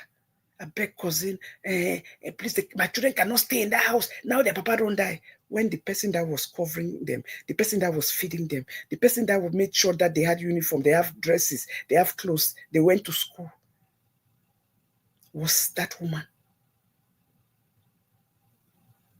How did it end? They went there. Didn't your brother send them all back? He said, I cannot stay with these children. Rotten. They went in there. What did she do? Sexually had sex with his own child, their brother, with your brother's child. Because like I say, when children are violated, that's why people don't understand the thing of violating children. They become very promiscuous. Studies have shown children who are violated, who have gone through child abuse, sexual abuse, are always promiscuous and wayward. You did not even you never told your brother that this is what these children went through in that house with your husband. Your husband was the perpetrator, not their stepmother. You did not tell the man. And then when the man found out and is calling you, what is this? He's calling the woman that their father's wife. Like, did you know about? He said, yes, that is the problem we had to. It has been a big problem. He said, then they cannot stay here. He called the sister at home. He said, those children cannot stay here. I'm not going to sit here and my children be destroyed. The fact that they already came here and that, and Panashuti, her brother, her cousin, her first cousin, it cannot work. My children never knew this type of thing. Was this not the same woman who opened her doors for them to come back? Una fear God. It was the same woman who opened her doors for these children to come back and get themselves together until their mother now have come, Please, part 2 tomorrow. You don't miss this story, part 2, because this is karma at work. People, be very kind. Be thankful when somebody takes care of your child. Be grateful when somebody feeds your child. When you go around thinking that you can just destroy them, fight them, destroy their name, it can never work. It's only a matter of time. Those very children will show you. You can only get away with it when you don't live with them. Now that you're living with them, what is happening to you, madam? They don't even give you a pay. Everything you please let me leave that show for tomorrow. Let me not spill it here. Let me take that part 2 go tomorrow. Muna watch, una see wonders. You must teach your children to be appreciative, to be kind, to show appreciation. You see, you, this mommy, you should have told these children, remind them, say that on a mommy, it's Christmas, gift her. When it's her birthday, buy her a gift and ship, send to her. Call her and greet her. That is the role you play. Not instead to come and cut them off 100% and then what? They are showing you shaggy. Anybody who thinks that you can teach a child to be disrespectful to an adult, you can teach a child to insult other people, as a parent, that child will feast on you one day. It's just a matter of time. It is just a matter of time. Be wise. It's just a matter of time. So as we are here again today, please, we are celebrating our own very own daughter, sister, friend, a daughter to behold, a blessed child, Soppo Pikin, somebody who is so innovative, so versatile in every ramification. I mean, so smart, so intelligent. You have to know her to understand what I'm talking about. You have to know her. So compassionate, with so much empathy. And then with all of that come, God created her to not only be beautiful, but to be beautiful inside, to have a fear of God. Like I always say, fear of God does not mean that you go to church. Fear of God means you are kind. Fear of God means that you respect the golden rule. And what is the golden rule? Treating others the way you wish to be treated. Treating others with compassion. Treating others with empathy. Seeing the good in other people. Being kind to other people. So I just want to take this opportunity to thank all of you. We'll be closing this show in the next 15 minutes. To appreciate everybody. Thank all of you. For those who are going to watch this later, thank you all. There's nothing better than celebrating life. When life is so complicated, I've seen things. As we go about life, when you find people that are kind, who are good, who have the fear of God, who are respectful, who are understanding, who will criticize you because they want you to be better, not because they want to disgrace you or insult you. Hold on to them. Life is too short. I beg of you people. Life is too short. Not everything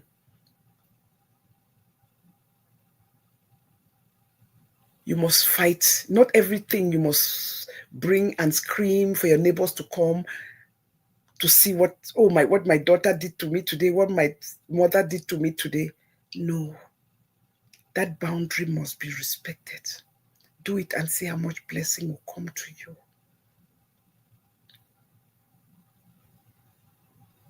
The love and the blessing of a mother is like no other. The love from a daughter to a mother is like no other. Watch my show on Sunday and you will see that show. If anybody who watched Basketball Wife, how a daughter slapped her mother on live TV. And that is why I'm doing that show. Because most often we don't realize that in this life, nothing is free. Anything that we get is what we sowed. If you love your child and treat them with respect, except a child is really bad, they will respect you. So that show, I've done a lot of research on that show. I'm still working a bit. I've done a lot of research on that show. You'll see why the mother slapped her, and she slapped her right back until her head shook in front of everybody last week, in front of the world. There are boundaries we as parents should never cross. When our children are little, they need guidance, they need directions, and that is where we as parents come in. Children did not ask to come into this world. So to be expecting anything from your child, I always say, you're going to be more disappointed. Treat your children right. Do good. Leave the rest to God. If they come back and don't take care of you, they're going to repeat. If they come back and take care of you, they're going to repeat. Please, we must set boundaries with our children. When they become adults, yes, they become our friends, but they're going to be our friends still with boundaries, with certain boundaries, because they must know who is the mother and who is the daughter. No matter what your child does, hitting them will not solve anything. You cannot beat your minor child. You're beating your adult child. Somebody who has a husband, a boyfriend, a relationship, children. For what? You can dialogue. So I have that show on Sunday. Come on, come on. It's a great show on parenting. The title there, it's already on my page, Narcissistic Parenting. You see why lines must be drawn and respect must be earned. Because until you earn it, you cannot get it. Just because somebody is your child, if you brought a child. I remember we used to talk. I used to say, I remember when Tolu would do something. You say, I say, you this child, I brought you into this world. Don't make me take you out. She will laugh. Because she knows the one thing I've never done, I've never used my hand to hit her.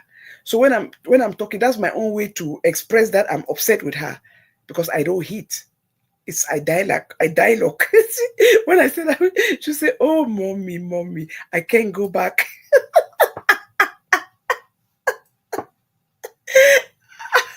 Oh my God, I swear. So there's a lot of challenges in raising children. Everybody goes through it. But guess what? You don't relent. It's not something that you must call neighborhood, tell friends, because you are disciplining a child. You must call the whole world to tell them. No, I know there's no parenting book. There's no handbook for parenting. That's why we must go on our knees and pray as we are doing it. But dialogue, tone matters. Lower tone. Anytime you go high pitched, you're screaming. When they want to respond, they're going to scream because they want their voice to be louder than yours, thinking that you will hear them over you. Have dialogue. Tone matters. Have conversations. Let's have conversations with our children. It's very important. Let's not call the neighborhood about our children when they make mistakes. It's not going to help us. Let's have, and if we think that it is something that we cannot handle, then we go for professional help.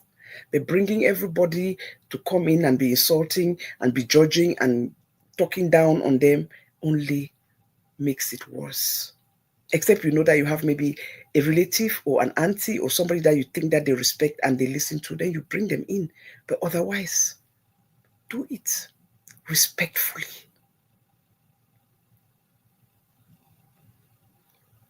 I was hearing the mother was like, after everything I've done for you, after all the things I did for you, after all the sacrifice, it's our job. Nobody asked you to bring children into this world.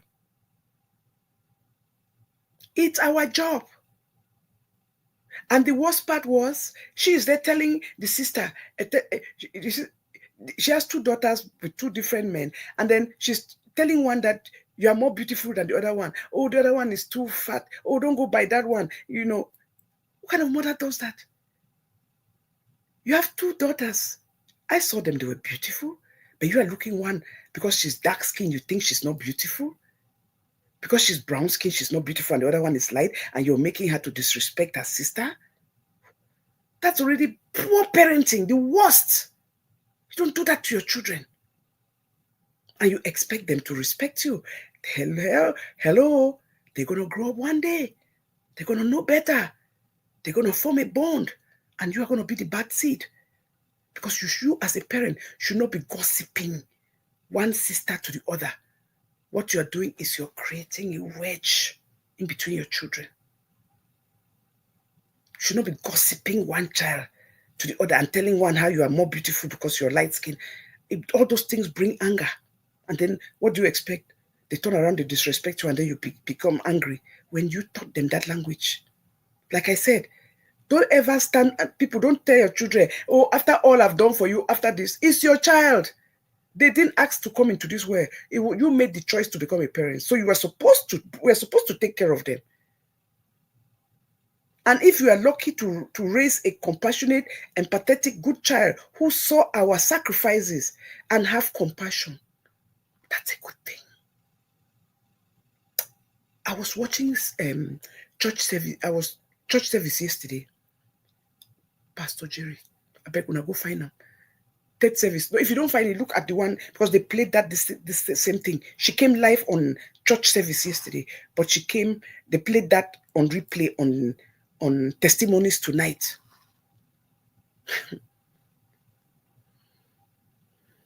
Children see this man has a man with a good job with Ministry of Interior in Nigeria. She has 7 children, 1 daughter, 6 boys. What a blessing. This girl came, brought her brothers, 2 of the brothers. Father making good money, but only 2 of them are educated. The father did not give, and it was because of, I think I would put luck, and I don't know what to say, because the father tortured them. When it's time to write exams, she'll come and pull them all out of the school, take them home, lock them inside the house, and put a padlock on the door for them not to, when it's time to write exam. Is that not witchcraft? You don't want your own children to progress. He will be keeping cutlass under the pillow. Under the pillow. She used it to beat their mother. Small altercation, beating. Mortar stick, beating. And then I think he got to a stage where he had bought a piece of land and had put his first son's name there. So the mother had seen it when they were packing something and just gave it to the son to hold. The father got home that day, got so angry. He said, but it's his name there. You gave it to him. I was just packing, arranging some stuff here. The father said, you must go today. Say, with all your children, threw all of them out. 7 children. And they had to leave. Look for a place to stay. 7 years later, the daughter, girl children. I say any man we born, no born girl, Pikin, never born. As angry and upset as all of them were, it was the daughter who sat and after 7 years and said, I'm going to go look for my dad. The mother said, you are going there? After all what happened? He said, Mommy, but you know I was his favorite. I'll go. And it's God who made that girl to go look for. When he went there, she was shocked to see the father. She looked like he was already in the dying mode 7 years later. This was somebody top official in the government, in bed, sick. Looked like, he said, oh my God, I'm happy you came. Started apologizing. Please go bring your brothers. Please bring your mother. The girl said, my mother, I don't know if she will ever want to come. But my brothers, I will try. My mother, I will try to. But I cannot promise that my mother can come because she was so hurt and so much pain. Because the last altercation, he cut her so much. There was bleeding, blood, soaked. Her clothes were so wet, soaked. That woman almost died. So she left. In the effect of leaving, talking to her siblings that they should come back and see their father. Within that 3 months period, the auntie called that the father died. And when they left, this little girl said that she was forced to grow up very fast. She had to look for jobs, making 80,000 naira to help her mother, to pay the bills and to food, to take care of her brothers, because she was the first child. But she was still a minor. So she was forced to grow up by 16 to start working and working and helping the mother to pay the bills.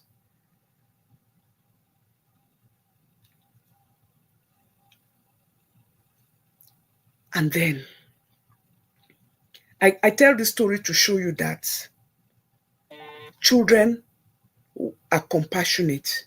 If you show them love, the mother showed them love. The mother gave them stability. The mother did not have to tell her to go look for a job. That's why I say when you raise our children, that's why I'm telling the story, you treat them right, they will do the right thing. She stepped in when the mother did not ask her. She saw that things were tight. And then when the father died, the father's side took all the properties, all the houses. But what they could get hold of was his pension. They went and filed. He said, and the way God did it, they had come on this altar, praying on this altar for Pastor Izzy. And he prophesied on it.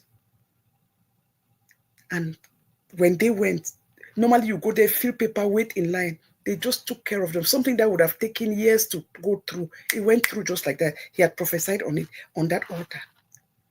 And they took that money. See, for the first time they saw money. It's now they're trying to send those boys back to school from their father's pension. As they came back home, and she and the mother now has to leave because the mother lives in a different city now. She was at work. The phone just rang. The mother called, say, I'm dying, I'm in cold, I'm freezing. Say, Mommy, what happened? You just left. How can you say you are freezing? You are cold with all this heat. He said, I just got a phone call. He said, from who? He said, the girl you brought into our house. He said, the girl I brought into the house. So she had brought a girl who was 15 into their home. And then subsequently, the father started parachuting this girl. I don't know if it was as a minor or maybe she grew up a little older. That was not specified. Bottom line is she came to find out that this husband was sleeping with this girl, and she had to let this girl leave the house. So the girl now called the mother. This was last week. Oh, this thing just happened last week. Called the mother and said, I'm calling you to apologize for what I did to your marriage. The woman said, that was 20 years ago. I already forgave you. More than 20 years ago. I already forgave you. It's fine. He said, no. Everything you suffered, all the cutting your husband was cutting you was me. I went diabolical on you and your children. And that's what your children suffered. No education. It was me. I am so sorry. Forgive me. That is the world that we live in now. There's a woman. She says she's dying. She's not well. She's dying. So she needed to apologize to her. That everything that happened in your marriage, it was not your husband's fault. I went diabolical on him. But if he did not go and sleep with that girl in that house, Proud Canopy and welcome, it will never have happened. It will never have happened. The bottom line is this. She went on. She herself got married, had 2 children. But you went diabolical on somebody else's marriage. That is the world we live in. People, be careful who you bring into your house. Be careful who you bring into your home. Before you bring anybody into your home, pray. Pray. Let the Holy Spirit show you the way. Any foreign person, be it a babysitter, be it anybody, please pray on it. Pray on it like your life depends on it, because it does. You cannot expose your children to people with all kinds of spirits, all kinds of dimensions. So I tell this story is to say that girl children are compassionate. Children are compassionate. If you raise them right, you don't have to ask them to help you. You don't have to ask them, go look for a job, help me pay the bill. So stop reminding your children, oh, what I did for you. If I did, no, don't do that. You did your job. That was your job. That was part of the covenant you made with God. Those children belong to God. They gave it to us to take care of them. You made a covenant with God that if you give me a child, oh God, oh, I want Pikin, oh, I'll feed them, oh, I'll take care of them. Oh. That is part of the covenant we have with God. So don't be reminding your children how far you have gone, what you have done to them, what you have given them. It's wrong. I stand here to tell you it's wrong. Do it diligently. Do it with love. Do it with precision. Do it with care. Your children are seeing, they are watching, they see your sweat, they see your toil, they see your sufferings, they see your sacrifices. They know. Why do you think sometimes you see some children, you see them, even in this America, some children who have an opportunity to a deal, you see them on TV. What would you do with this money that you have won? My parents, I want to buy them a home. Why would a child say that? You see sometimes 12-year-old children win some kind of money, they're saying that 13, because they see, even at that 12 years, they see. Children see. They know. They see sometimes how we go to grocery and we're counting pennies to pay for bread. And we are struggling to fill that cart, making sure that they have their milk, they have their cereal. They see. You don't have to tell them. You don't have to remind them. You don't have to use that as an insult to them, because you didn't do anything that you deserve an accolade. You did your job. That's what that is part of being a parent. That is the life of a parent, is to protect your children, take care of them, and provide for them. You didn't do them no favors. They are not strangers. If you can be saying that to your child, what would you say to a stranger? What would you say to somebody that you give them a job or you give them an opportunity? You drag them down so much. Those language and vocabularies we should not talk about. We should not be talking about when we're addressing our children, please. Precious Gold, you are welcome. Yes, so we're closing this show now. Please, I don't go above two minutes. We're closing this show now. Again, Soppo Pikin, I celebrate you. I love you.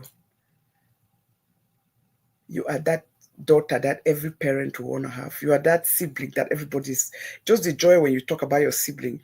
It just makes me fall in love with you. We talk about your brother, your sister, just the way you talk about your siblings, the joy, the way you talk about your children's father, the appreciation you have, for the role he plays in their life.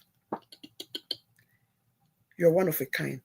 It just makes me so happy. I like people who appreciate. It's very important. There are things that people take for granted.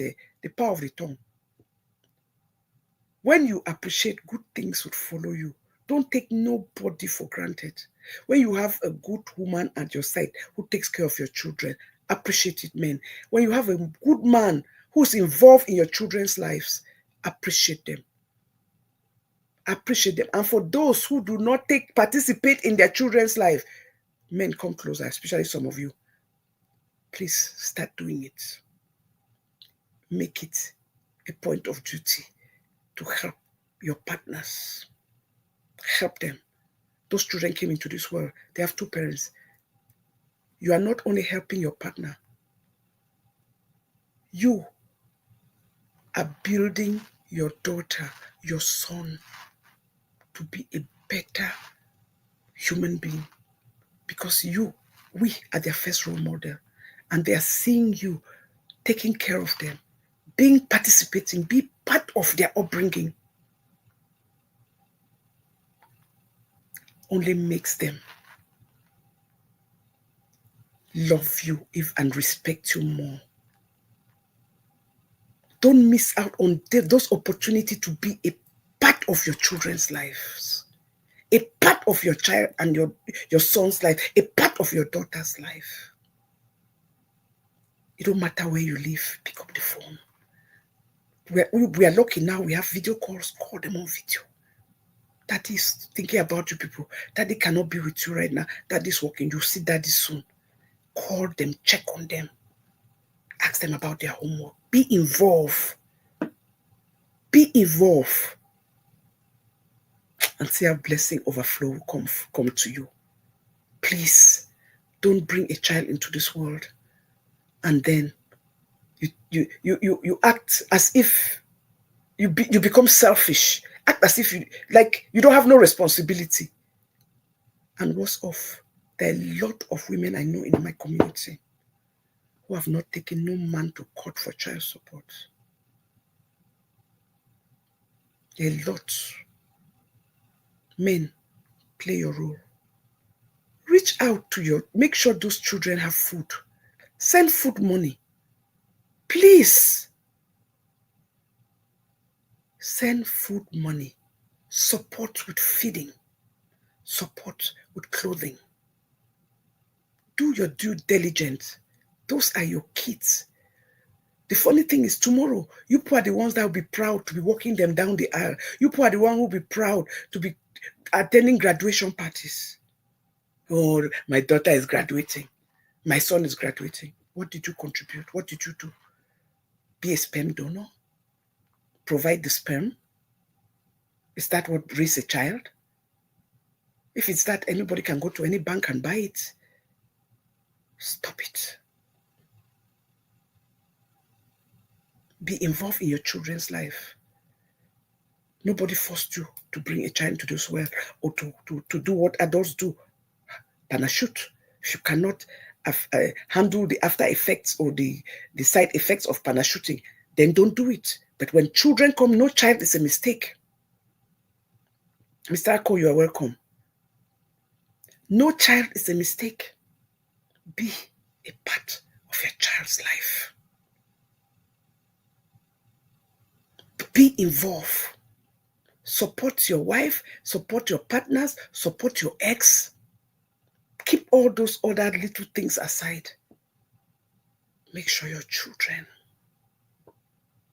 are given the opportunities that every other child have. That when it is Parents Teachers Day, as other parents, sometimes most parents cannot go father and mother because of work schedules. Somebody has to work. But take turn. Show up. You to go one day when there's a Parents Teachers meeting. Show up. Take turn. Let it be your turn for you to be there with go and sit beside them and hear about your children's development from their teachers. Children see this thing and they feel really sad when they see their peers, their mothers come. They see their fathers come when they have Parents Teachers meeting. But then my dad never shows up. Some of you, dad don't show up, moms don't show up. I'm telling you the truth. They'll tell their friends, oh, take my Pikin go here. When you are going, since they go to the same school, can you drive off with my children? Those things expose the kind of homes your children grow in. When a Parents Teachers Conference will be and parents don't show up, one parent must try to be there. I don't care if you live out of town. Find time where they normally have like maybe 3-4 sessions, 3 in 1 quarter. Find time, travel, be in one of those sessions if you don't live in the same city. That is the ultimate sacrifice. It's our duty to do that to our children. CEO, welcome. It is our duty. Be kind. For all of you who mentor children, I salute you. For everybody who take a delight. See, there are a lot of us who you have a friend because they don't have children yet. You just talk down on them and you don't even realize it. It happens. But you forget that just because they don't have biological children, they are mentoring children. They are paying tuition for friends' children, for their sister's child. They are taking care of their needs. It's parenting. Somebody was having a conversation with me yesterday, 2 days ago, and she was really hurt because she has these friends and she has respect for them. They're married and they she takes care of they have 4 children. They spend a lot of time with her and they do things a lot together. And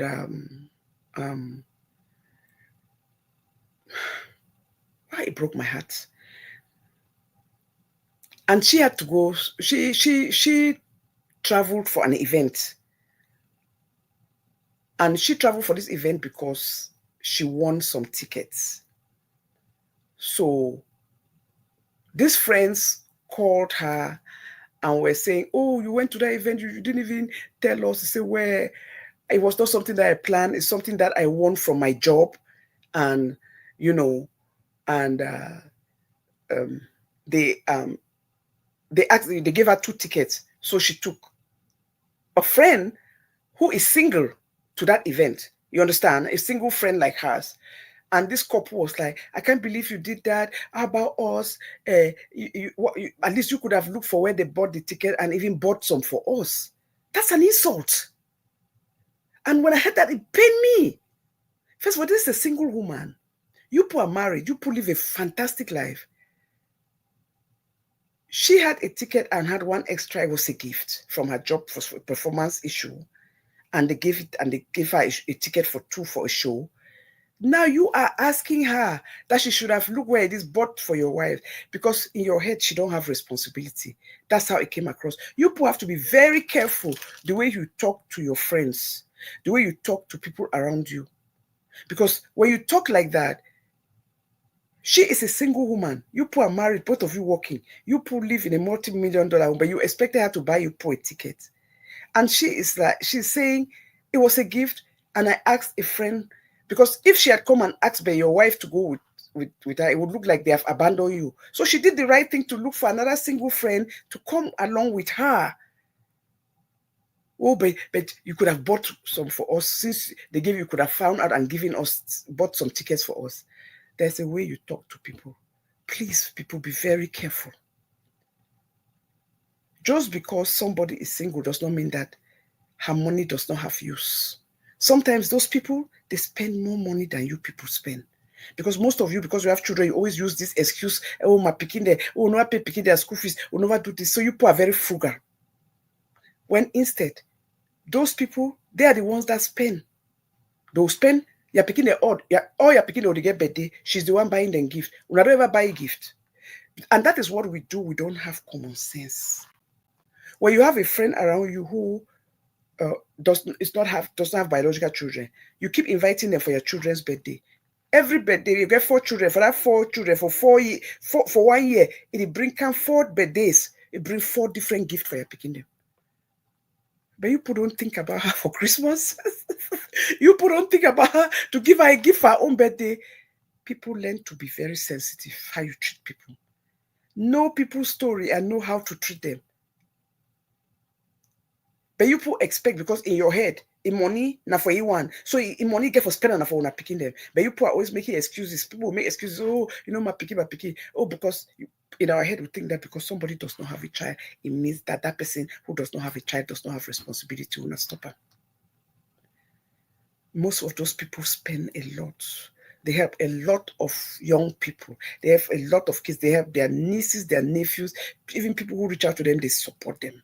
We should be very careful how you treat your friends around you based on this thing of status. Because you have to be very sensitive, because you may be talking and you don't even realize that you're hurting them when you talk to them in a certain way. Oh, yeah, because you have not come for a while. Mommy, I had to create a new channel to be able to comment, but same name, so I don't get mistaken. So Pikin, maybe that's what you have to do. So Pikin, if you are watching, you see, because she has not been able to come to shows to comment. So she had to create another account with the same name, and that is how she has been able to be using it. Oh my God. Well, so sorry you had to go through that to Amen say at Soppo Pikin. On your special day, I want to thank you for being an amazing girl. Here's to many more years of joy and adventure. Love you, sweetheart. Oh my God, that is such a sweet message. God bless you. Thank you for that. Anybody who's looking for, please, if you're looking to buy Kaba, there are so many. It's just that I'll be sending, like I said, I'll be posting little by little on my show, 4 or 5 on shows that I do. Amazing Kabas. Look at them. Beautiful Kabas. Perfect for this weather. Today they say we're going to have, they say it's going to be like, the humidity will be like 120 for us today, so we don't die. I just love this one. This one I love. Me, I like long classic Kaba. Short Kaba, fine for now. Me, I like my long clothes. I like to dress elegant. Beautiful Kabas. Please call her. The number, that's Mavericks. She has a TikTok shop too. Please, the number is 410 953 9277. 410 953 9277. Call her for plugs. She has very beautiful things for very affordable prices. I'm telling you, even shoes, all housewares, everything. Call her. But these cabas for summer, you cannot go wrong. Please, every woman needs a kaba for summer. You need one of these, something that you can just throw, just to be sometimes in the house, easy for you to flow. Yes, so please, or you are running out, it's an emergency, you say, what can I wear? I don't have time to just be, tying myself up. I don't want to put no waist trainer right now. This is something you can use. You don't have to worry to wear. Yes, just ready to go. So please, let's please call her again, 41095, I only love 410-953-9277. Let's support her business. Let's support our own. Please call her 410-953 9277. God bless you all. Thank you all so much. Again, Soppo Pikin, my darling. Happy birthday to you. May your joy continue to overflow. May this new 365 years be the year that your milestone is realized, because I know that you're somebody who's very intentional and precise. So I can only pray for you and wish you all the best. The Echi family, you're welcome. You're welcome. I say, okay, happy birthday, Soppo Pikin. Happy birthday, happy. We salute you. We greet you. We love you. Thank you for your steadfastness, for your independence, for your being so just somebody who is just so measured. You are very measured. God bless you. Your parents did a good job. Your mother should be proud. God bless you. Thank you for being you. Thank you for being lovable. Thank you for giving love. Thank you for showing love. Just thank you for, for just for your being such a straightforward, straight person, kind person. God bless you. I celebrate you. The Echi family, God bless you. Thank you for being here. Thank you. May God bless you. Oh my God, you are a wonderful person. Thank you for being here. God bless you. I appreciate you. I appreciate CEO. God bless you. I appreciate you. I'm glad that you are back. You are able to type amen. I appreciate you, Mr. Akko. I appreciate you. Proud Canopian. Who are you? This is your name. We go out. Who are you? I appreciate you. Thank you for being a brown chubby chocolate. I appreciate you. Thank you for being here. I only love. Thank you for being here. And for anybody who's watching from behind the scene, I salute you. I appreciate you. American Grinder, thank you for being here. I appreciate you. Queen Bridget, God bless you. It's been a while, but it's nice to see you here. Thank you for coming to celebrate Soppo Pikin. Really appreciate you. God's love, God bless you. Thank you. Ify, thank you. Paula Zumba, thank you. And anybody for behind the scene. And for all unmerited grace, God bless you so much. Thank you for being here. And for anybody who's going to watch this as an after show, please, I greet you. I salute you. Thank you, please. Thank you. Leave a comment on the comment section. One love. God bless you all. Bye, everybody. See you tomorrow, because we must do part 2 on incest, and the incest show part 2 tomorrow. Come one, come all. Anybody who did not watch the part 1, please, that is the show before this show. Go watch it, Incest Part 1. That way you'll be able to understand me and follow me when we are doing the Part 2 tomorrow. You understand where we are on that show. God bless you all. Bye, everybody. Bye-bye.